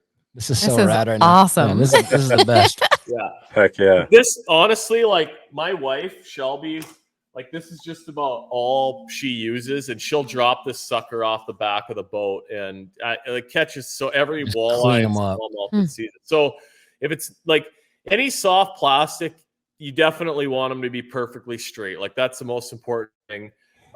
If they're not straight, they're going to twirl and not look natural. Twist your line, line twist. Yeah. You can kind of take them, these Elastec baits, stretch them out. And look at it'll be just perfect now, perfectly straight. That's dope. I'm learning so many tricks. Yeah, this is dope. I'm going to show you one more thing here that I like. Oh. So, traditional Ned rig jigs are fine, but this is a new one that we got with Northland. Oh yeah. I read an article with those. Small head, but it's still a number one or a 1/0 little Gamakatsu hook. So the hook's not too big, but just for getting it down in deeper water, and especially now if you're using it with forward sonar, sure, that heavier jig is good because it gets down to the fish quick. And then I think these football sort of designs they stand the bait up a little bit better. And I think you keep your lines mostly sort of tight. You won't get snagged as much with them. But so one other thing. So these Elastec baits, sometimes they're hard to get up on the collar of the jig. So this is the best trick ever. And oh my gosh, I'm so excited. I showed this a long time ago, but when you get it to that point, and I always glue them after, but when you get it to that point, you grab it right here and just sort of snap it, and it snaps it right into place, and then you can kind of push on it a little bit. Oh my gosh, so satisfying. Perfect. Just kidding. Pull it back, put a drop of super glue on there, and then sort of push it back in place, and that's good to go. You can catch Look at that, dude. 50 fish on that thing. Walleyes, bass, pike, whatever. Everything bites them. But that's I've caught more fish on that bait in the last 6 years, 7 years than anything else. Really? Okay. Right, well, that actually leads into my next question. Ooh. I read an article about you a while back, and it just tripped my trigger so much because I'm very similar in this way. You can ask Lola, Nate, see me do it too. If I'm fishing like a frog, sometimes I'll intentionally throw it up onto something like the shore, and then I'll pull it back down. As soon as it hits, I'll do this weird stuff with my rod to make it feel like the frog's like, oh no, what am I doing? Where am I? He comes up with like story, like a backstory. It's like so he fell cute. down the bank He's and like, he's separated Larry from his fell. family and whatever. I read this thing about you, Gussy, where during the Classic, and perhaps it was before that, because I know you apparently have a pretty big affinity for Tennessee, but you were doing that thing where you were Demiki rigging, moping, or whatever y'all call it in Canada. Yeah. And sometimes smallmouth, because they do this. I've seen them do it like with my eyes, like sight fishing them, like on deads or whatever, where they'll run into the lure you're throwing, but not with their mouth open. Like they'll just kind of they'll run into it. Yeah. And I read this thing where you were Demiki rigging, you know, and the smallmouth would like bump into it, and then you let it fall on purpose, as if like that bump into it made the minnow kind of like die or flutter, and then they come up and pop it. Yeah. Is that a true thing? Is that something you actually do? Yeah, absolutely. And I actually caught several of the fish at the Classic this year with that sort of, you know, you get it. I call them drive-bys when they come and hit your bait. And I'm sure they just come in. Sometimes they'll just smoke it. And like, how did I not get that? But, and like every once in a while, you'll hook them outside the mouth when you get those good bites. But I think they just come up and like, you know, pound it. Yeah. So if that happens, and that's why I just like super gluing those baits on is mandatory, because it just, when you get if you check swing or you get a bite or whatever, your bait's probably good chance it's still going to be like in the right position and not, you know, twisted up or messed up. So but when you're dropping it back down, it's not just like a free fall, it's controlled. So I'll start like, you know, letting it back down, and I'm shaking it, making that thing quiver a little bit. Yeah. So like, dope, dude. That's one of the tricks of the trade for sure. And was it just something that like, so I know my version with the frog is probably not as like smart. Oh, I'm a frog. But I'm a frog. I'm scared. Where's my family? But for you, was that what it was? Just like this idea that like, dude, if he hit this minnow would probably freak out. I remember a long time ago as a kid, Gussy, when I would be musky fishing, I would get a follow, and in my head, it was like, we'll slow down, make that lure easier for the muskie to get to. And then somebody told me like, you shouldn't do that because that's not natural. That's not what happens in nature. The fish would swim away faster. So with your presentation, is it just based on like, well, in nature, if he got bumped, he's probably just going to like, is that where that came from? The problem is when you get bumped, usually like the odd time you like know he doesn't have it and you just kind of can keep it moving, doing its thing, and that's fine. But usually it's like one of these. So your bait shoots up 5 or 6 feet. Oh, sure. And then that, but like sometimes that they'll react to that, especially if there's multiple fish. And then like now with the forward sonar, like you can see all this happening sometimes. So like sometimes you do that. I had one the other day, and then all of a sudden this other fish was below the one that hit me, and it just came like up, rocketing up and like, oh. All right. Yeah. Oh my goodness. When that happens, then I start the other thing that I've learned from forward sonar is the especially smallmouths, but like every fish, they can see your baits from so much farther away than we think they can, or than I thought they could. Sure. And I mean, I don't know how many times, and I throw that Demiki deal, like the minnow and the jig, a lot too, like almost as much as those Ned rigs, but it's crazy how many times, like you could be in 25 feet of water, my bait lands and it gets down 2 feet, and they're 5'3", 5 feet off the bottom, and they're 20 feet below the bait, and they're already like coming up for it. You're getting crushed probably. Yeah, that's a good day. But they can see your baits, like that's one thing for sure, like from a lot farther away and a lot better than you think they can. I love that, dude. Yeah. That's dope. Yeah, that's awesome. So with all your expertise, what would you say makes a great angler? Not a good one, but a great one, something that sets you apart from all the others. I don't know. I think these, like, just fishing against, being around a lot of these guys, and I've got to fish with a lot of them, with Seth Fider and Christy and Carl, and I mean, I've fished with lots of these guys over the years, and like, there's not, like, for the most part, it's not like secret lures. Like everyone thinks it's a secret lure color. Yeah. Just like these guys got all the like same things tied on that we do, but just make good casts, make good decisions, be sneaky, be quiet in the boat. You know what I mean? Like just a lot of like do a lot of the little things right. And I think that's what a lot of the best pros are good at. And then just like being able to make decisions on the water, like based on the conditions, like just because that such and such point, you know, in practice, there was a winning school of fish there. I mean, these guys can go look at it for 3, 5 minutes, 10 minutes in the tournament. And if their fish aren't there, I mean, there's no loyalty to it. You know, they moved. We got it. Where did they go? And that's the best guys can like relocate them and figure it out a lot faster than the average angler. Yeah.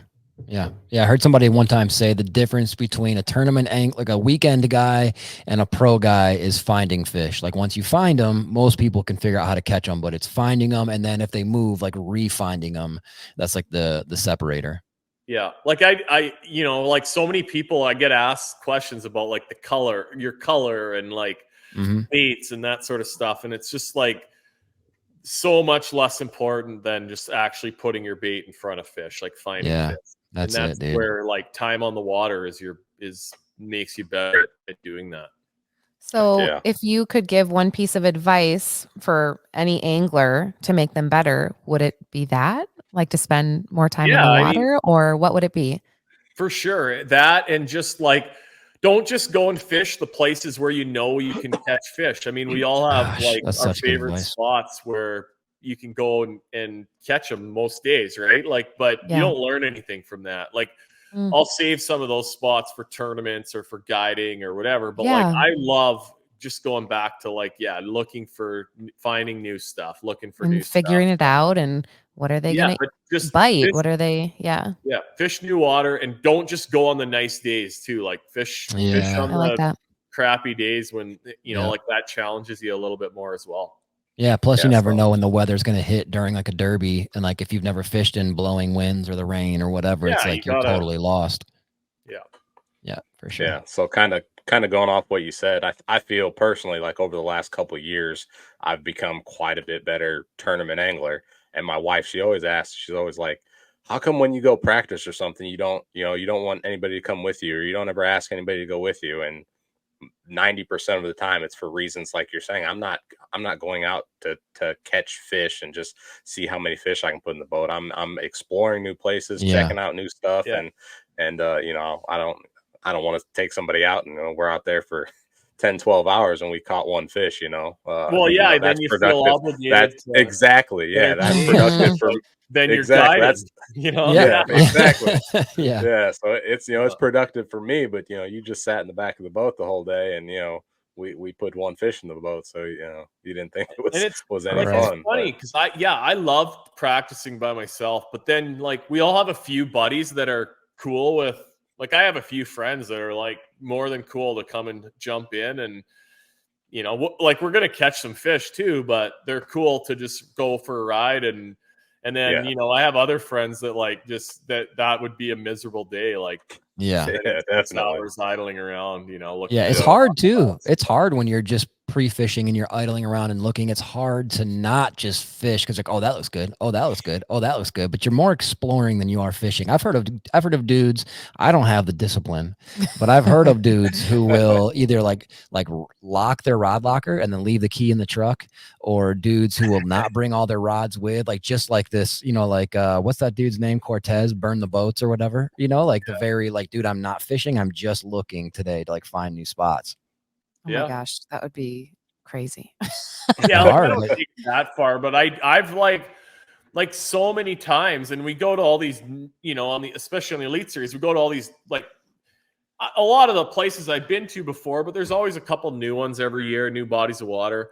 But like it's so easy to like, we only get like 2.5 days to practice. So like it's so easy to get into one creek on some of these reservoirs down south, and you start fishing, and like it's all of a sudden it's one walk and you've caught two.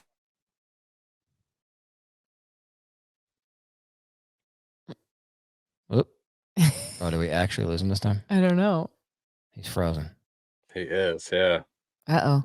Just give it a sec. He'll come back. We'll be all right. Yeah. We could just pretend to be him. Fishing these southern reservoirs, and it's 1 o'clock. Or maybe you said 2 o'clock. Yeah. He is frozen though, but I will say this dude is an absolute stud. And yeah, dude, the tour of the Ned rig. Are you kidding back. me? Oh, he's back. He's alive. No, you're good, dude. We're just trying to buy some time. Yeah, that was my we should be cleared out for a while. Sorry. Okay. That was good. That was fine. Yeah, I'm not tripping one little bit. Anyway, so you were saying it's easy on like some of like the southern stuff to go into like a creek, and then all of a sudden by 1 o'clock you've caught. You haven't found anything good, and then okay. It's just try to be efficient and just I don't do like, and I also don't do a ton of research. Like I used to spend hours trying to research everything I could about some of these lakes before you go there, and and I now anymore I make sure I got the maps, and you watch if there's some old tournament stuff, you watch some of the shows and whatever, but I really go launch the boat the first morning of practice and let the conditions kind of direct me, the water temperature, maybe the time of year. Like a lot of the spring tournaments, you're going to be around somewhere around the spawn. Are you pre-spawn or fish actually spawning, post-spawn? And that gives you an idea of like where to kind of start your search. But yeah, you got to kind of be open-minded. That's one thing that for sure. Like just because like some guys can find them really good in practice and not go back and replicate like what was good, but a lot of and the fish might have only moved like 50 yards, and they just don't have that open mind to. You got to slide a little bit deeper. The wind blew them down the bank a little bit, or they went up shallower because it's hot. Like just things like that. Yeah. Dang it. You're just barfing out knowledge, dude. This is great. Wisdom. Yeah. We're going to win every tournament we fish next year. Oh yeah. I like it. Yeah. Okay. I want to know what is it? Yeah. What is your favorite memory, or maybe even just a feeling that you remember from winning the classic? Oh gosh. Oh no, he's frozen again. Oh no. No. Gussy, are you there? Oh shoot, that's such a good question too. But he was froze at like the perfect time. I mean, yeah, it was in between them. Oh, there he is. He's back. We just I just switched to run it off my phone. So okay. Sorry guys. No, it's okay. Sorry, we're not worried about it. Did you hear the question? No. Okay, I'll re-ask it. What's your favorite memory, or maybe even just a feeling that you remember from winning the classic? It had to be like the moments right after up on stage was awesome. Like, but it's kind of a blur. Like it's so bright and loud up there. Yeah. Like I don't like. I watched some of the video back. It pops up here and there, and like I hardly remember that part of it, but. There was a Bassmaster it's called the Champions Toast, and it's a little party that they put on.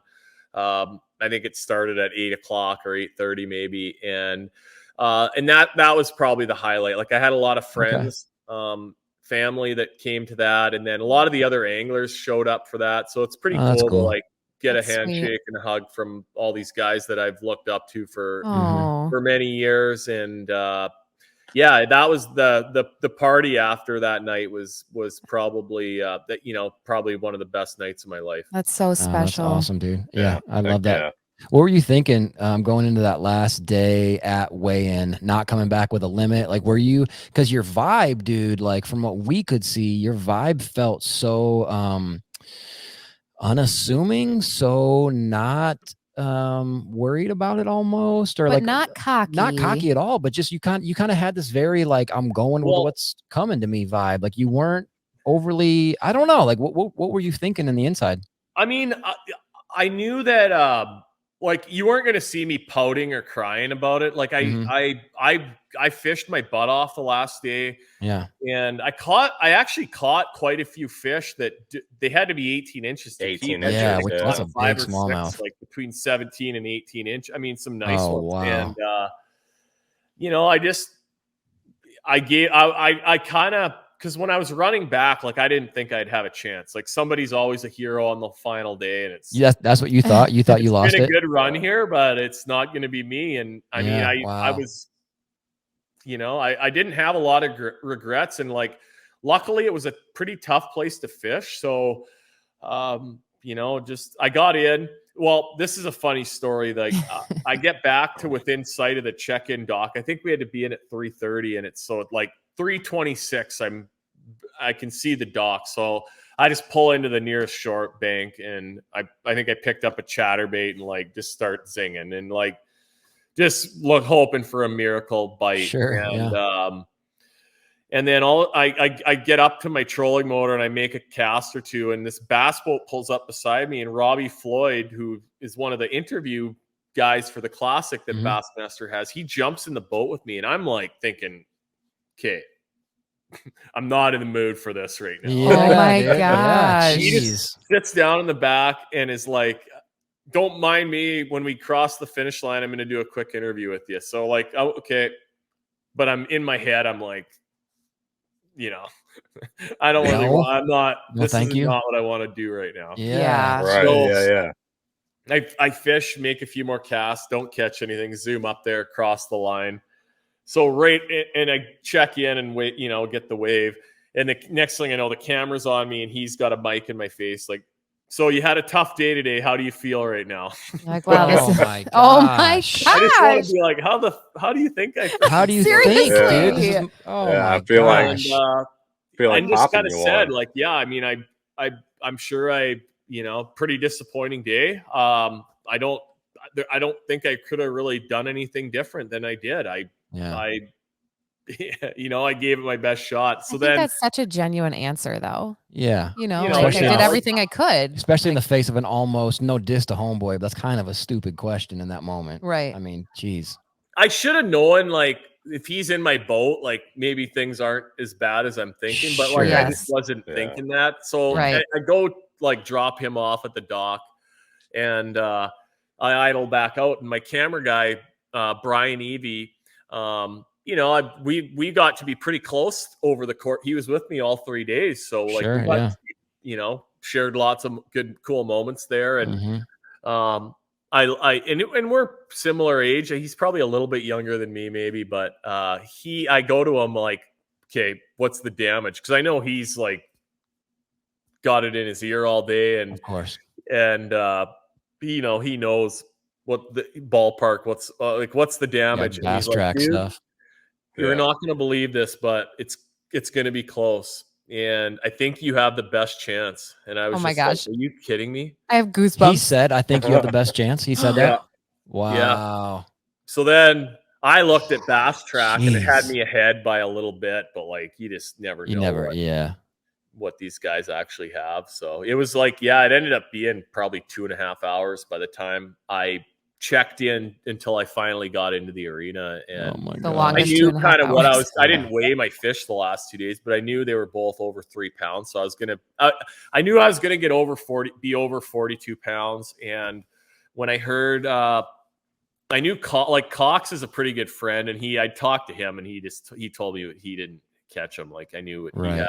And Canterbury and Schmidt were kind of the two guys. Yeah, Schmidt, that's who it was. Yeah. Yeah. And when I heard their weights, you know, backstage, and they didn't go over 42, I knew I was in a good spot. But oh my gosh. But it was stressful, no doubt. And then you know, before they do that Super 6 show, so I like come out there and I'm shaking my head, and a few people thought that I was like, I just blew it, and like I'm telling people, no, I didn't get them, and I didn't, you know, I don't have enough. But I just was shaking my head because I was like, this is so unbelievable. I've watched this on my computer for the last 15 years. Dude, come on. Oh my gosh. You know, like, I love it. Pretty cool. Yeah, that's so awesome. And what do you remember? I mean, if it's a blur, do you remember Mercer saying like, "Oh, Canada, you have a classic champ"? And I mean, do you remember those specific things, or not really? Or no, I remember, like, one of the things I remember on stage was like at one point I'm like, "Okay, where's the trophy?" Yeah. And he's like, "Oh, you're gonna have to wait until your buddy from the road," like, because we stay with Jason Christie and his wife Shanna, and so he got to come and give me the trophy. So that was pretty awesome. Like, I don't remember what he said to me. I think he just gave me a big hug and, you know, way to go. But it was, you know, that was pretty special too. And he's going to be the favorite this year at Grand Lake. So maybe I'll get to return the favor. But yeah, I'm going to try and that'd be pretty cool. Back to Canada. Yeah, I was going to ask you how you felt about Grand, but let's get into our listener submitted questions. There's not that many, and then we'll wrap it up. And again, from the bottom of all three of our hearts, man, thank you so much for taking the time to do this, showing us your Ned rig setup, your boat, your tackle shop / garage, which I am deeply jealous of. But all right, so the first one, listener submitted question, I think we'll go with our son, Vinny, because he was having a hard time. How old is Vinny right now? 10. He was having a hard time going to bed until he found out we were podcasting with you, because he's a fan of yours. Yes. And he was like, oh, you're podcasting with Gussy? Okay, you better get out there. But he's like, but ask him a question for me. He said, first of all, tell him I say hi, and I'm going to listen to this, so you better promise that you're going to do it. And I was like, so Vinny says hi. Yeah. What's up, Vinny? Oh my gosh. Yeah, I hope you catch a few more big fish before the end of the year. You make Dad take you out. There it is. He's gonna love that. He will love that so much. He has fished a few tournaments with Jordan, and then our other son Dom wants to fish tournaments too. So, anyway, so Vinny is wondering. Wait, what was he wondering? Oh, your favorite angler of all time? Yeah. What is your favorite, Gussy? Your favorite angler of all time? I mean, I've been lucky. I've got to meet lots of these guys, and I've had, you know, different come and go that I'm, you know, pro anglers and stuff. But favorite all time for me has to be Al Linder. I knew you were gonna say that. I love Al Linder, dude. You guys are like the same. Yes, dude. Just such a stud. And like, for me, really lucky. Like, those guys came up and fished some of our like when I started fishing those tournaments when I was 10 or 11 years old, like those the Linders were coming up here and fishing a lot of the tournaments then. So Al's brother Ron really Ron kind of took me under his wing and was really good to me. And you know, I got to fish with him many times, and but Al just is like exactly in real life how he is on TV, and just like just a top-notch person, like the whole family is. But he's and like I got like another question that people have asked me, like because I got a lot of messages after the classic and everything. Yeah, sure, of course. And I got a text message from him actually the day before, and then I think after day 2, like, you know, just, you're doing awesome, you know what to do. That's great. And then he messaged me after, like, that was probably, you know, one that I would show people and be proud of. And then about on I think it was the Friday morning after the classic, so like 4 or 5 days later, my phone dings. I got up in the morning, my phone dings at like 7 in the morning, pretty early. And I look at it, and it was a message from Ike and Ellie, from Ike. And I always talk to Ike. I've met him and known him for a while, but like we were never close or never talked on the phone or anything. So that was pretty cool. Like, he got my number from somebody, and he sent me a really cool. Such a cool dude. Like you know, it wasn't just like way to go. It was a cool message. So that was pretty awesome getting that from that guy. Gosh, I love it. I love hearing when people are like people to people, like when they're just normal humans to people, and they show that they care. And on the Al Linder thing, I will say there will never be another angler with a cooler accent. His like combo Chicago Minnesotan accent. Today when we get up on the water, we're gonna see. Like, I love the way that dude talks. I love his excitement. I've heard all these rumors about him too, being like a super hammer when it comes to derbies, even though he's super humble and stuff. But I heard he can absolutely put 5 in the boat. Yeah, he won. Hey, he won some Bassmaster events back in the day. Was like the first Northern angler to have any measure of success. That's awesome in the South. And then he won some of our tournaments up here, you know, back in the day. And it's so cool. Yeah, just really a good all around angler. Yeah, heck yeah, man. All right, so the first, real quick, we only have, like I said, a few. Nate Lee is asking, where does winning the classic rank in your life achievements? He said it was also really cool seeing you do it your own way, targeting smallmouth in a derby where basically the entirety of the field was targeting greenfish. So where does the classic win rank in your whole life as far as achievements go? I mean, yeah, like other than meeting Shelby and that's right. Yeah, that's good. There's some good days there. Like, no, that's number one for sure. Yeah. Like, I mean, that's the dream of anybody that fishes bass tournaments. I think it really is. Just to like, I still can't believe it. I really can't that happened. And I just like consider myself really fortunate every day that I get to do what I'm doing. And I caught some breaks. I got some help. I'm a, regular guy, and or I probably wouldn't be on that stage. So, but work, I've burned myself too with how much fishing that I've done. And there's been, I don't know what the word I'm looking for is, but it's a lot. Like I've given up a lot to kind of pursue what I'm doing. And,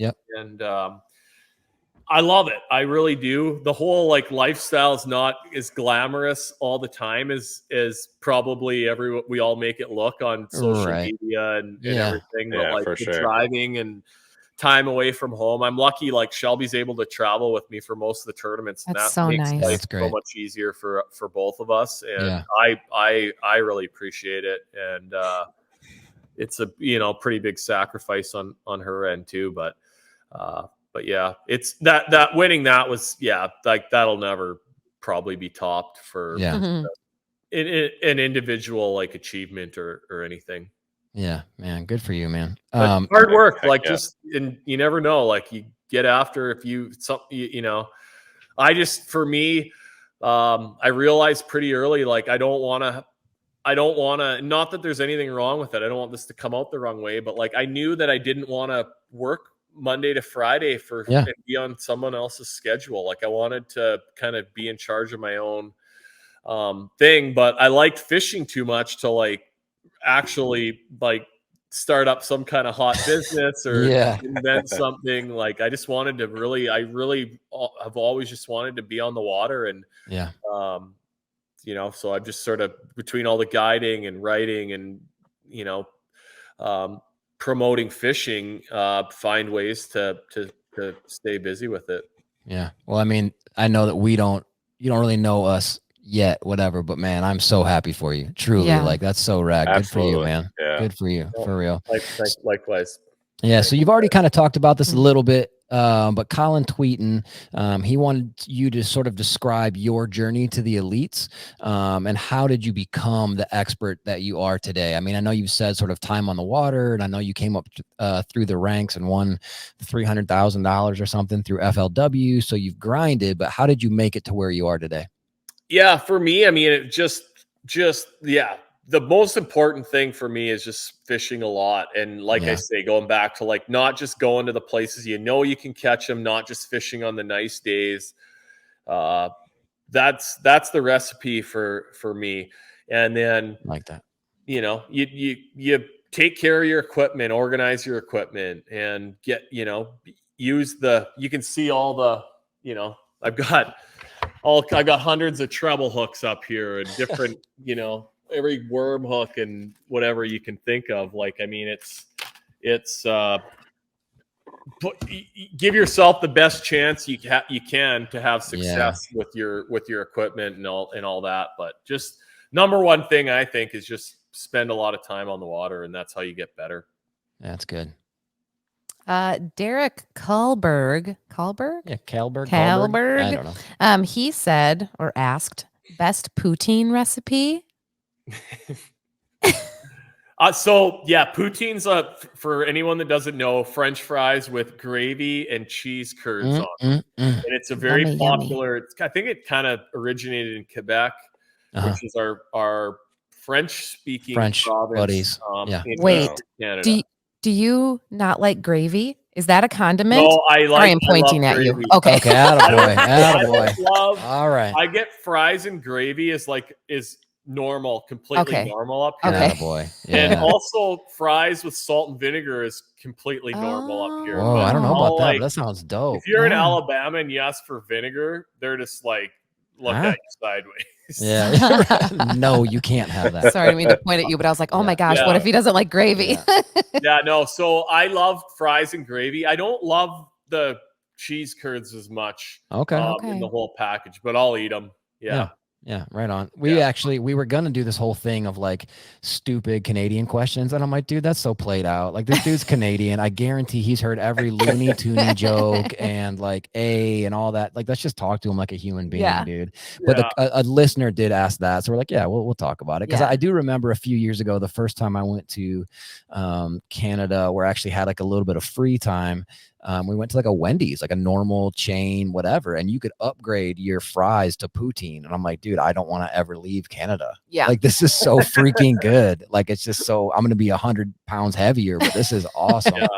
Yeah, it's crazy good. I love it. Yeah, no, we can, next time, I'll do this again anytime you're stuck for looking for somebody, and we can do like some good Canadianisms for sure. Okay. Oh, that would be super fun. Yeah, we I'll didn't play want the game with you. Okay. You're so sweet. Appreciate that. Yeah, appreciate that. Nate, hit him with that LaFont question. I'll say A. Like, I'll throw out an A. Sure. Occasionally, but I'm like, I've been made fun of for it so much that I don't say it that much, and I don't really care. But like, you know, you get chirped enough, you just you're not really that Canadian either, like accent wise. I would say A all the time, like to end a sentence, like almost as like a question. Like if I was like, you should try that green pumpkin hula stick, eh? Yeah, like that's how you would say it. And so these like Southern, most of the people that we'd guide were like Southern, a lot of Kentucky, Missouri, sort of Tennessee, like a lot of, I used to take a lot of people that would come to the resorts up here from those areas. So they'd be on my ass. Like if I said A or whatever, like, you're getting the Canadian experience. So my reply to them would be like, huh? Y'all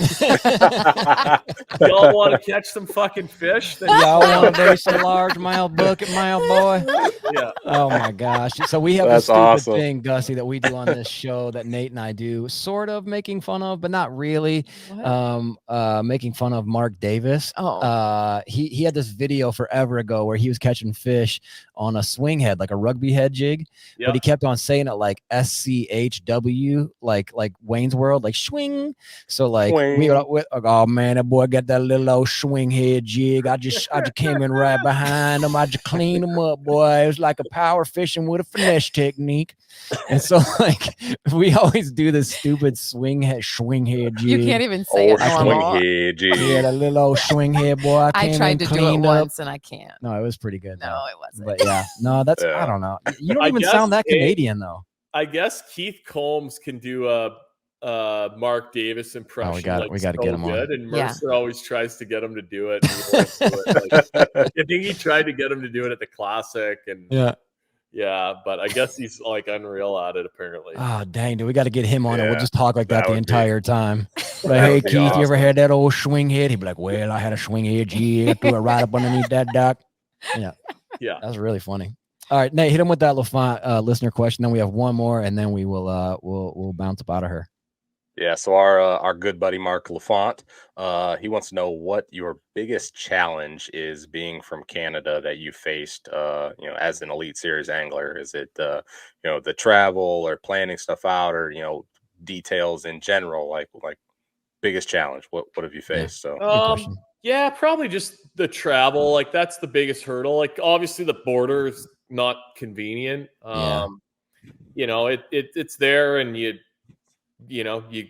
cross your T's and dot your I's. Have you ran into any hiccups crossing it before or anything? Yeah, I have. Mostly coming back to Canada. Like I haven't had any issues going into America. Right. But more like coming back to Canada. Just like I don't know. Nothing like I've never gotten like big trouble, detained but but just like a hiccup. Yeah, it's always less fun. That's all. Yeah. The first time I came from Minnesota into Canada with my stepdad, the Canadian border guy, he was like, just in our truck, he was like, so who is this guy in relation to you? And I said, oh, that's my stepdad. And then he looked at my stepdad and he goes, and who is this in relation to you? He goes, my stepson. He goes, okay, you're good. We're like, were you trying to like throw us off with like a simple question or you know what I'm saying? It's just like a weird. And then that same trip coming back into America, I was chewing on an apple and the American guy about lost his goddamn mind with me like chewing on an apple as we're going across because he's like, you cannot be bringing Canadian produce into America. And he about like slapped it out of my hand. He's like, there's a garbage over there. You can take it over there or I'll take you over there. I was like, holy moly, dude. Like, I just did you just find out your wife is like stepping out or like what is wrong with you? You need a hug or something, dude. Well, you can't really like chirp off to them either, you know? Like no, yeah, you can't say anything. Like, okay, but yeah, no, I you know, try to make sure I don't do anything wrong there. And, sure. But that's an inconvenience kind of, but it's just part of it. Yeah, the travel is, you know, nothing's close for me really. But yeah, it's nice. We get full real winter up here where I live, so it is nice getting out of here in February whenever we, you know, traditionally that's when we start the season, and it's nice to get to go to Florida or somewhere where I can put my boat in the water and break up the winter a little bit. Yeah, man, absolutely. That would be nice. All right, so last one came from our friend Michael Mudgett. Shout out Mike Mudgett, great fisherman. He's also a guide, and he said he actually gave me a bunch, but I thought this one was the funniest, the most engaging. So we'll end on kind of a possibly fun note. Okay. If you could fish with any celebrity, who would it be and why? Oh man.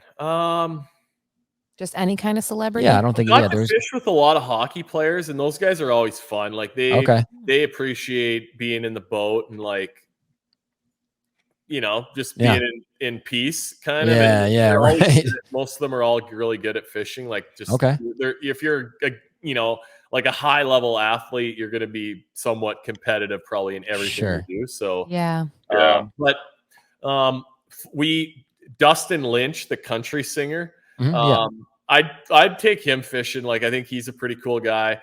We actually were in the Bass Pro Shops in Nashville like 5 or 6 years ago, and Shelby's like, there's this. Okay, so we're in the checkout line, and in the till next to us, I just had kind of looked over, and there's this guy he's got literally a cart like half full of tackle, like that's awesome. Rage bugs and like jackhammers and like all kinds of, you know, like good stuff. And it looked like he went up to some pegs and was just like, he had a bucket full of stuff. So but he had like tight pants on and like, I don't know, he was like put together pretty good. It was just kind of a, you know, I just was like, you were thrown off. Well, I'm paying, and Shelby's like, oh my God, that's Dustin Lynch beside us. And I'm like, I love how we got. You're like with the tight pants. Like, I knew he was a singer, but like you know, I was like, okay, whatever. Yeah. So we like pay, and he pays. He had a huge thing, so it took forever. And like we walk out at like the same time, or we might have even been a little bit ahead of him. Yeah. And she's like, "That's freaking Dustin Lynch," and I'm like, okay. So I turn her. He actually in the Forestwood Cup the year before, he put on a show. He played a show, and I didn't get to watch it, but I'm like, that'll be my icebreaker, you know. I'm like, hey man, are you Dustin Lynch? And he's like, yeah. And he's, you know, like he was cool. I don't know. I guess he didn't think I was a crazy fan. I'm like, yeah, I fished in that Forestwood Cup that you sang at last year. And he goes, oh yeah, I just got my Ranger boat the other day for doing that. So he got a Ranger boat, I guess. That's how they paid him? Like a 45-minute concert at a thing. Yeah. I'm just kidding. Yeah, seriously. Jeez. I'll sing a couple songs for like a bass boat. But anyway, creepers. He got a picture with the girls, and he talked to us for a few minutes. He was very cool. And, that's cool. I wish I would have like at the time been like, hey man, you ever want to go fishing? Like, I'm pretty good at this stuff. Right. I'll take you out. Yeah. Anyway, he was a cool guy. It explains him buying all the tackle, having to stock up that big Ranger. Yeah, he had to fill it up, boy. Yeah. Well, I started following him on Instagram after that, and he does a lot of fishing and hunting, and he has some good. If you like country music, he's got some good tunes. No doubt. So speaking of earlier, we mentioned Trey McKinney looking like he's like a baby. What do you think of Connor Bedard? Have you followed him much? Yeah, no. So Pittsburgh I'm a big Pittsburgh Penguins fan. Loved Mario when I was a little kid. And just sure. like for my health, I shouldn't be like love the Pittsburgh Penguins. Yeah. And then I cheer for the Winnipeg Jets. Like we're pretty close to Winnipeg, and I know a few of the players on the Jets. Oh, that's cool. That's so cool. Yeah. But so the first game of this season, Bedard's first game was against Pittsburgh, and they freaking beat in Chicago, and they're like not a good team this year. No, like, not right now. No, they're kind of rebuild. Awesome, and and anyway, they beat Pittsburgh in the first game of the year. So I think he had an assist, right? He didn't score, but he had a nice assist. Yeah, he looks like, I mean, he like playing hockey. Like Connor looks like he's legitimately 13, not even being funny. Like actually looks 13, and dude gets drafted #1 out of high school and like the craziest, violent, fast sport. But he's just so quick, and his handling is just so ridiculous that that and shot like the most insane like shot too, and he can pull the puck in tight and like his shot doesn't make sense from angles. Like he'll wrist it, or he'll set up for it so quick that it's hard to like kind of get dudes in the way. And he's gonna be really good. Yeah. Right on. Well, I think we'll let you go, Mr. Gussy. But from me, from Lola, from Nate, thank you, man. Seriously, thank you so much for taking the time to talk to a couple of knuckleheads about some fishing and some tacos, and we appreciate the fire. Lola will get shelves next time, and you guys can like dive deep on the tacos. Yeah, let's do it. Yeah, perfect. Yeah, absolutely. Yeah, man. I mean, no, not a rhetorical statement. Like for real, Gussy. If you're ever coming through Wisconsin, if you're going to fish lacrosse or whatever, if y'all need somewhere to hole up, we have a little cabin. We're about an hour from lacrosse. Humongous garage. I mean, y'all are more than welcome to stop by. We'll make you some tacos. I can't promise shore lunch, but we could try and go pull some crappies out of the lake. But our lake's a little bit smaller. Nate, where do you live? Oh, I thought I was asking you guys. I live in Davenport, Iowa. Okay. Yeah, so right on the Mississippi. Yeah, right on the river. So I can't be good down there too, like way down the river. A little bit north of us, it's pretty good. Pools 12, 13 really are quite good. Yeah, 13's always good. Yeah, I'm down a little ways on pool 15, but it's fun fishing. Yeah, it sets up well for us. So yeah, for sure. Cool. Yeah.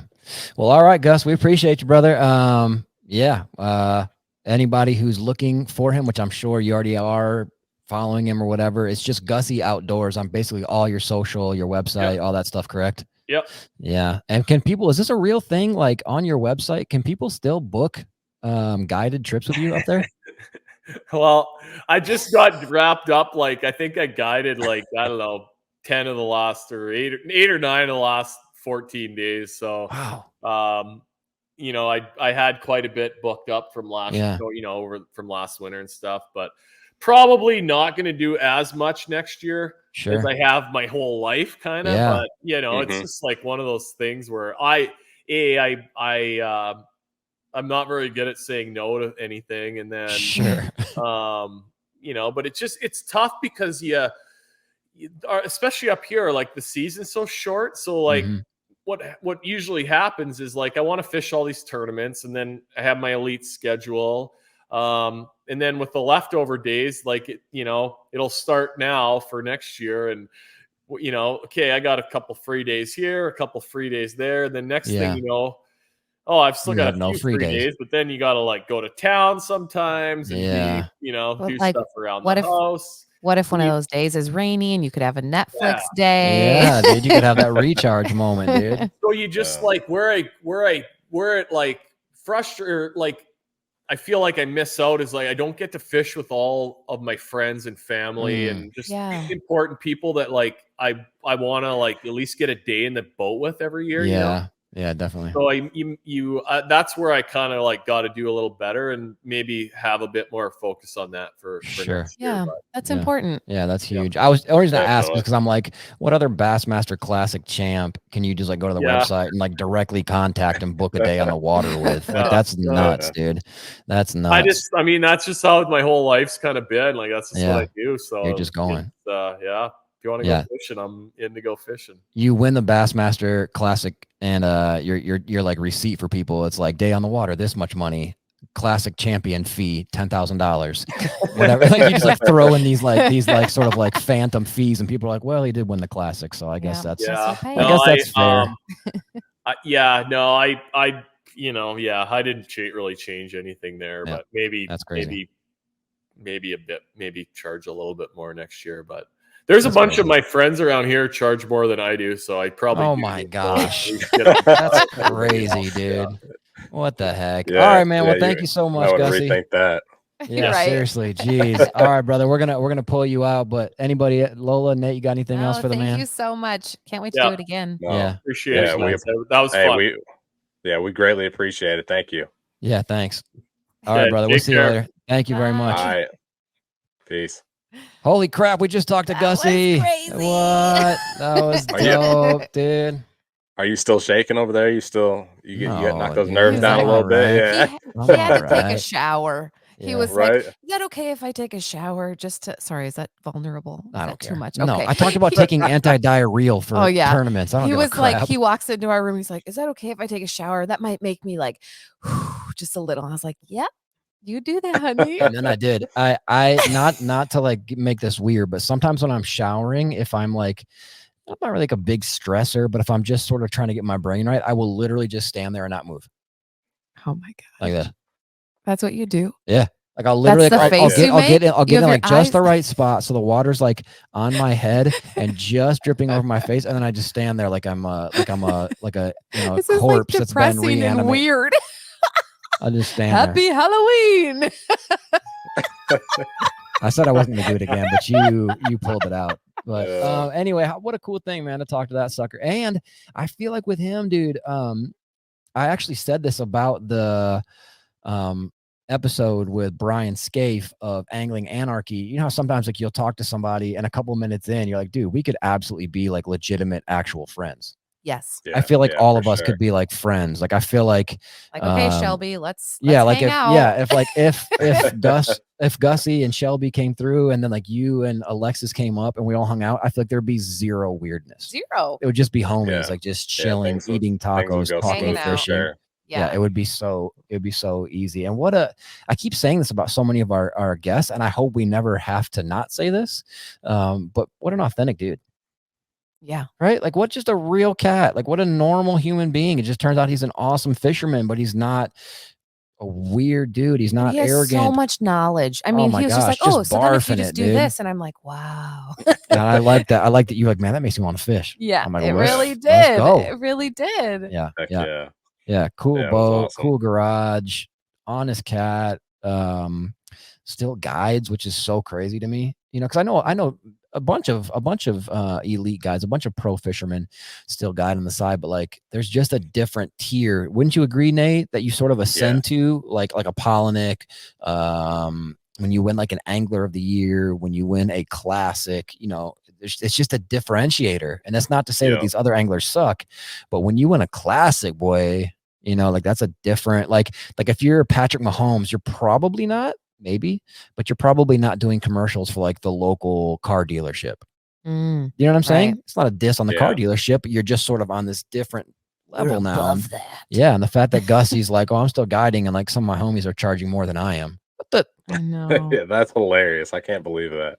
Yeah. I hope he takes time for friends and family next year, because I think that he won't ever regret that. Yeah, I wish he would have brought Shelby out so we could talk tacos. I know. That would have been really funny. But he's like, anytime you guys need a fill-in guest, okay, let's next week. Next week. What are you doing for the next 4 Tuesdays, homie? We'll talk Canadianity, and your wife and Lola and Alexis can do a podcast, and it'll be great. Yeah, we'll bring him on once a week, like Aaron Rodgers on the Pat McAfee show. You know? Gussy's our every week guest that just comes on for a little bit, and we just shoot the crap with him. And, exactly. Yeah, for sure. So, anybody who submitted questions, if we didn't get to yours, we apologize. The people who we did, thank you for sending them in. Like always, man, we are so appreciative for every single listener, or in this case, you know, this will be on the YouTubes. Every viewer. What a cool thing. Yeah. And we are absolutely having so much fun with this whole thing. And We're figuring out as we go, like our voice, our style, even like some of the techie stuff.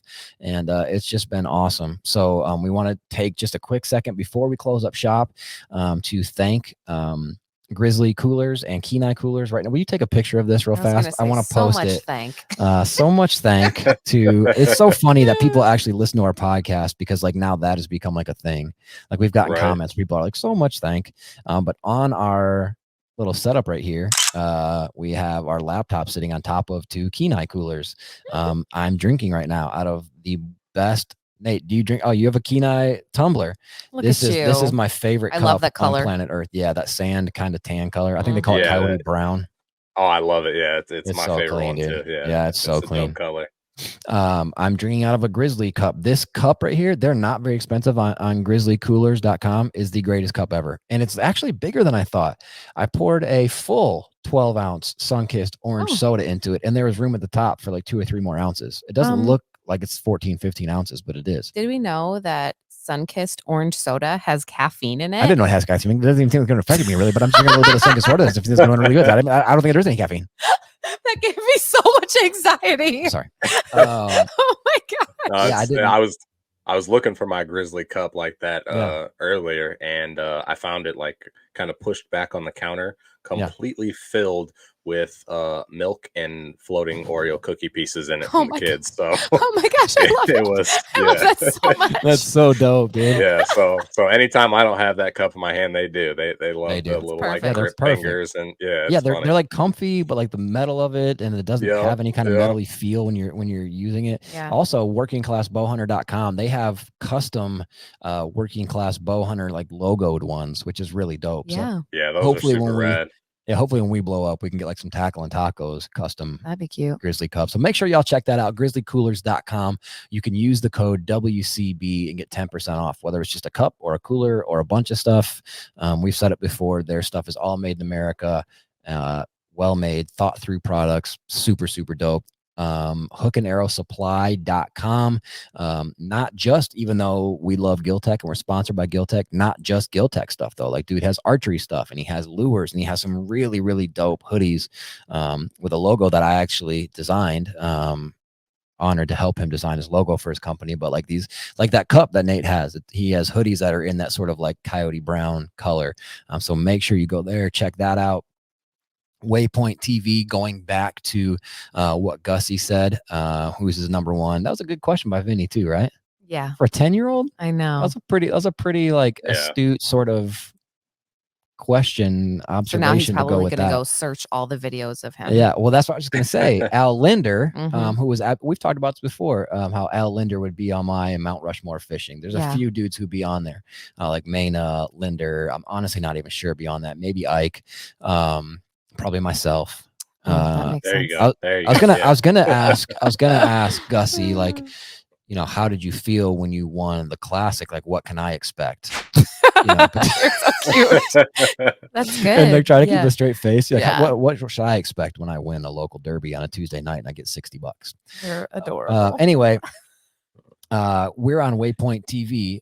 So is all of Al Linder's Angling Edge library. I'm talking like 18 seasons or 19 seasons of Linder's Angling Edge, full episodes, not like 3-minute snippets, full episodes. Is he the one that we saw that was fishing in that, like was it by a dam, or he was like in the water? Probably. Okay. No. In the water. That was an old Roland Martin video. Is that who I'm thinking of? Yeah. Okay. Al Linder's the one who ends every Angling Edge by sitting down with the Bible and talking with like a Gatorade. And like he's like, today we're going to talk about John 3:16. Like he has the coolest, like right. I remember. Chicago Minnesotan combo accent, but it's just such a cool cat. But Waypoint TV, man, if you don't have it, you should get it. It's free. You can get it on like all your TVs and stuff, and then you can listen to our podcast. You can watch videos of stuff. You can watch full episodes of Linder's Angling Edge. Ike's on there. Luke Duncan's on there. All the homies. Working Class, of course, is on there. So just download that. But I think that'll wrap it up. Nate, hit us with the tagline. Let's get up out of here. Yeah, don't forget, positivity is worth the effort. Thank you. Catch you on the next one. Bye. Peace.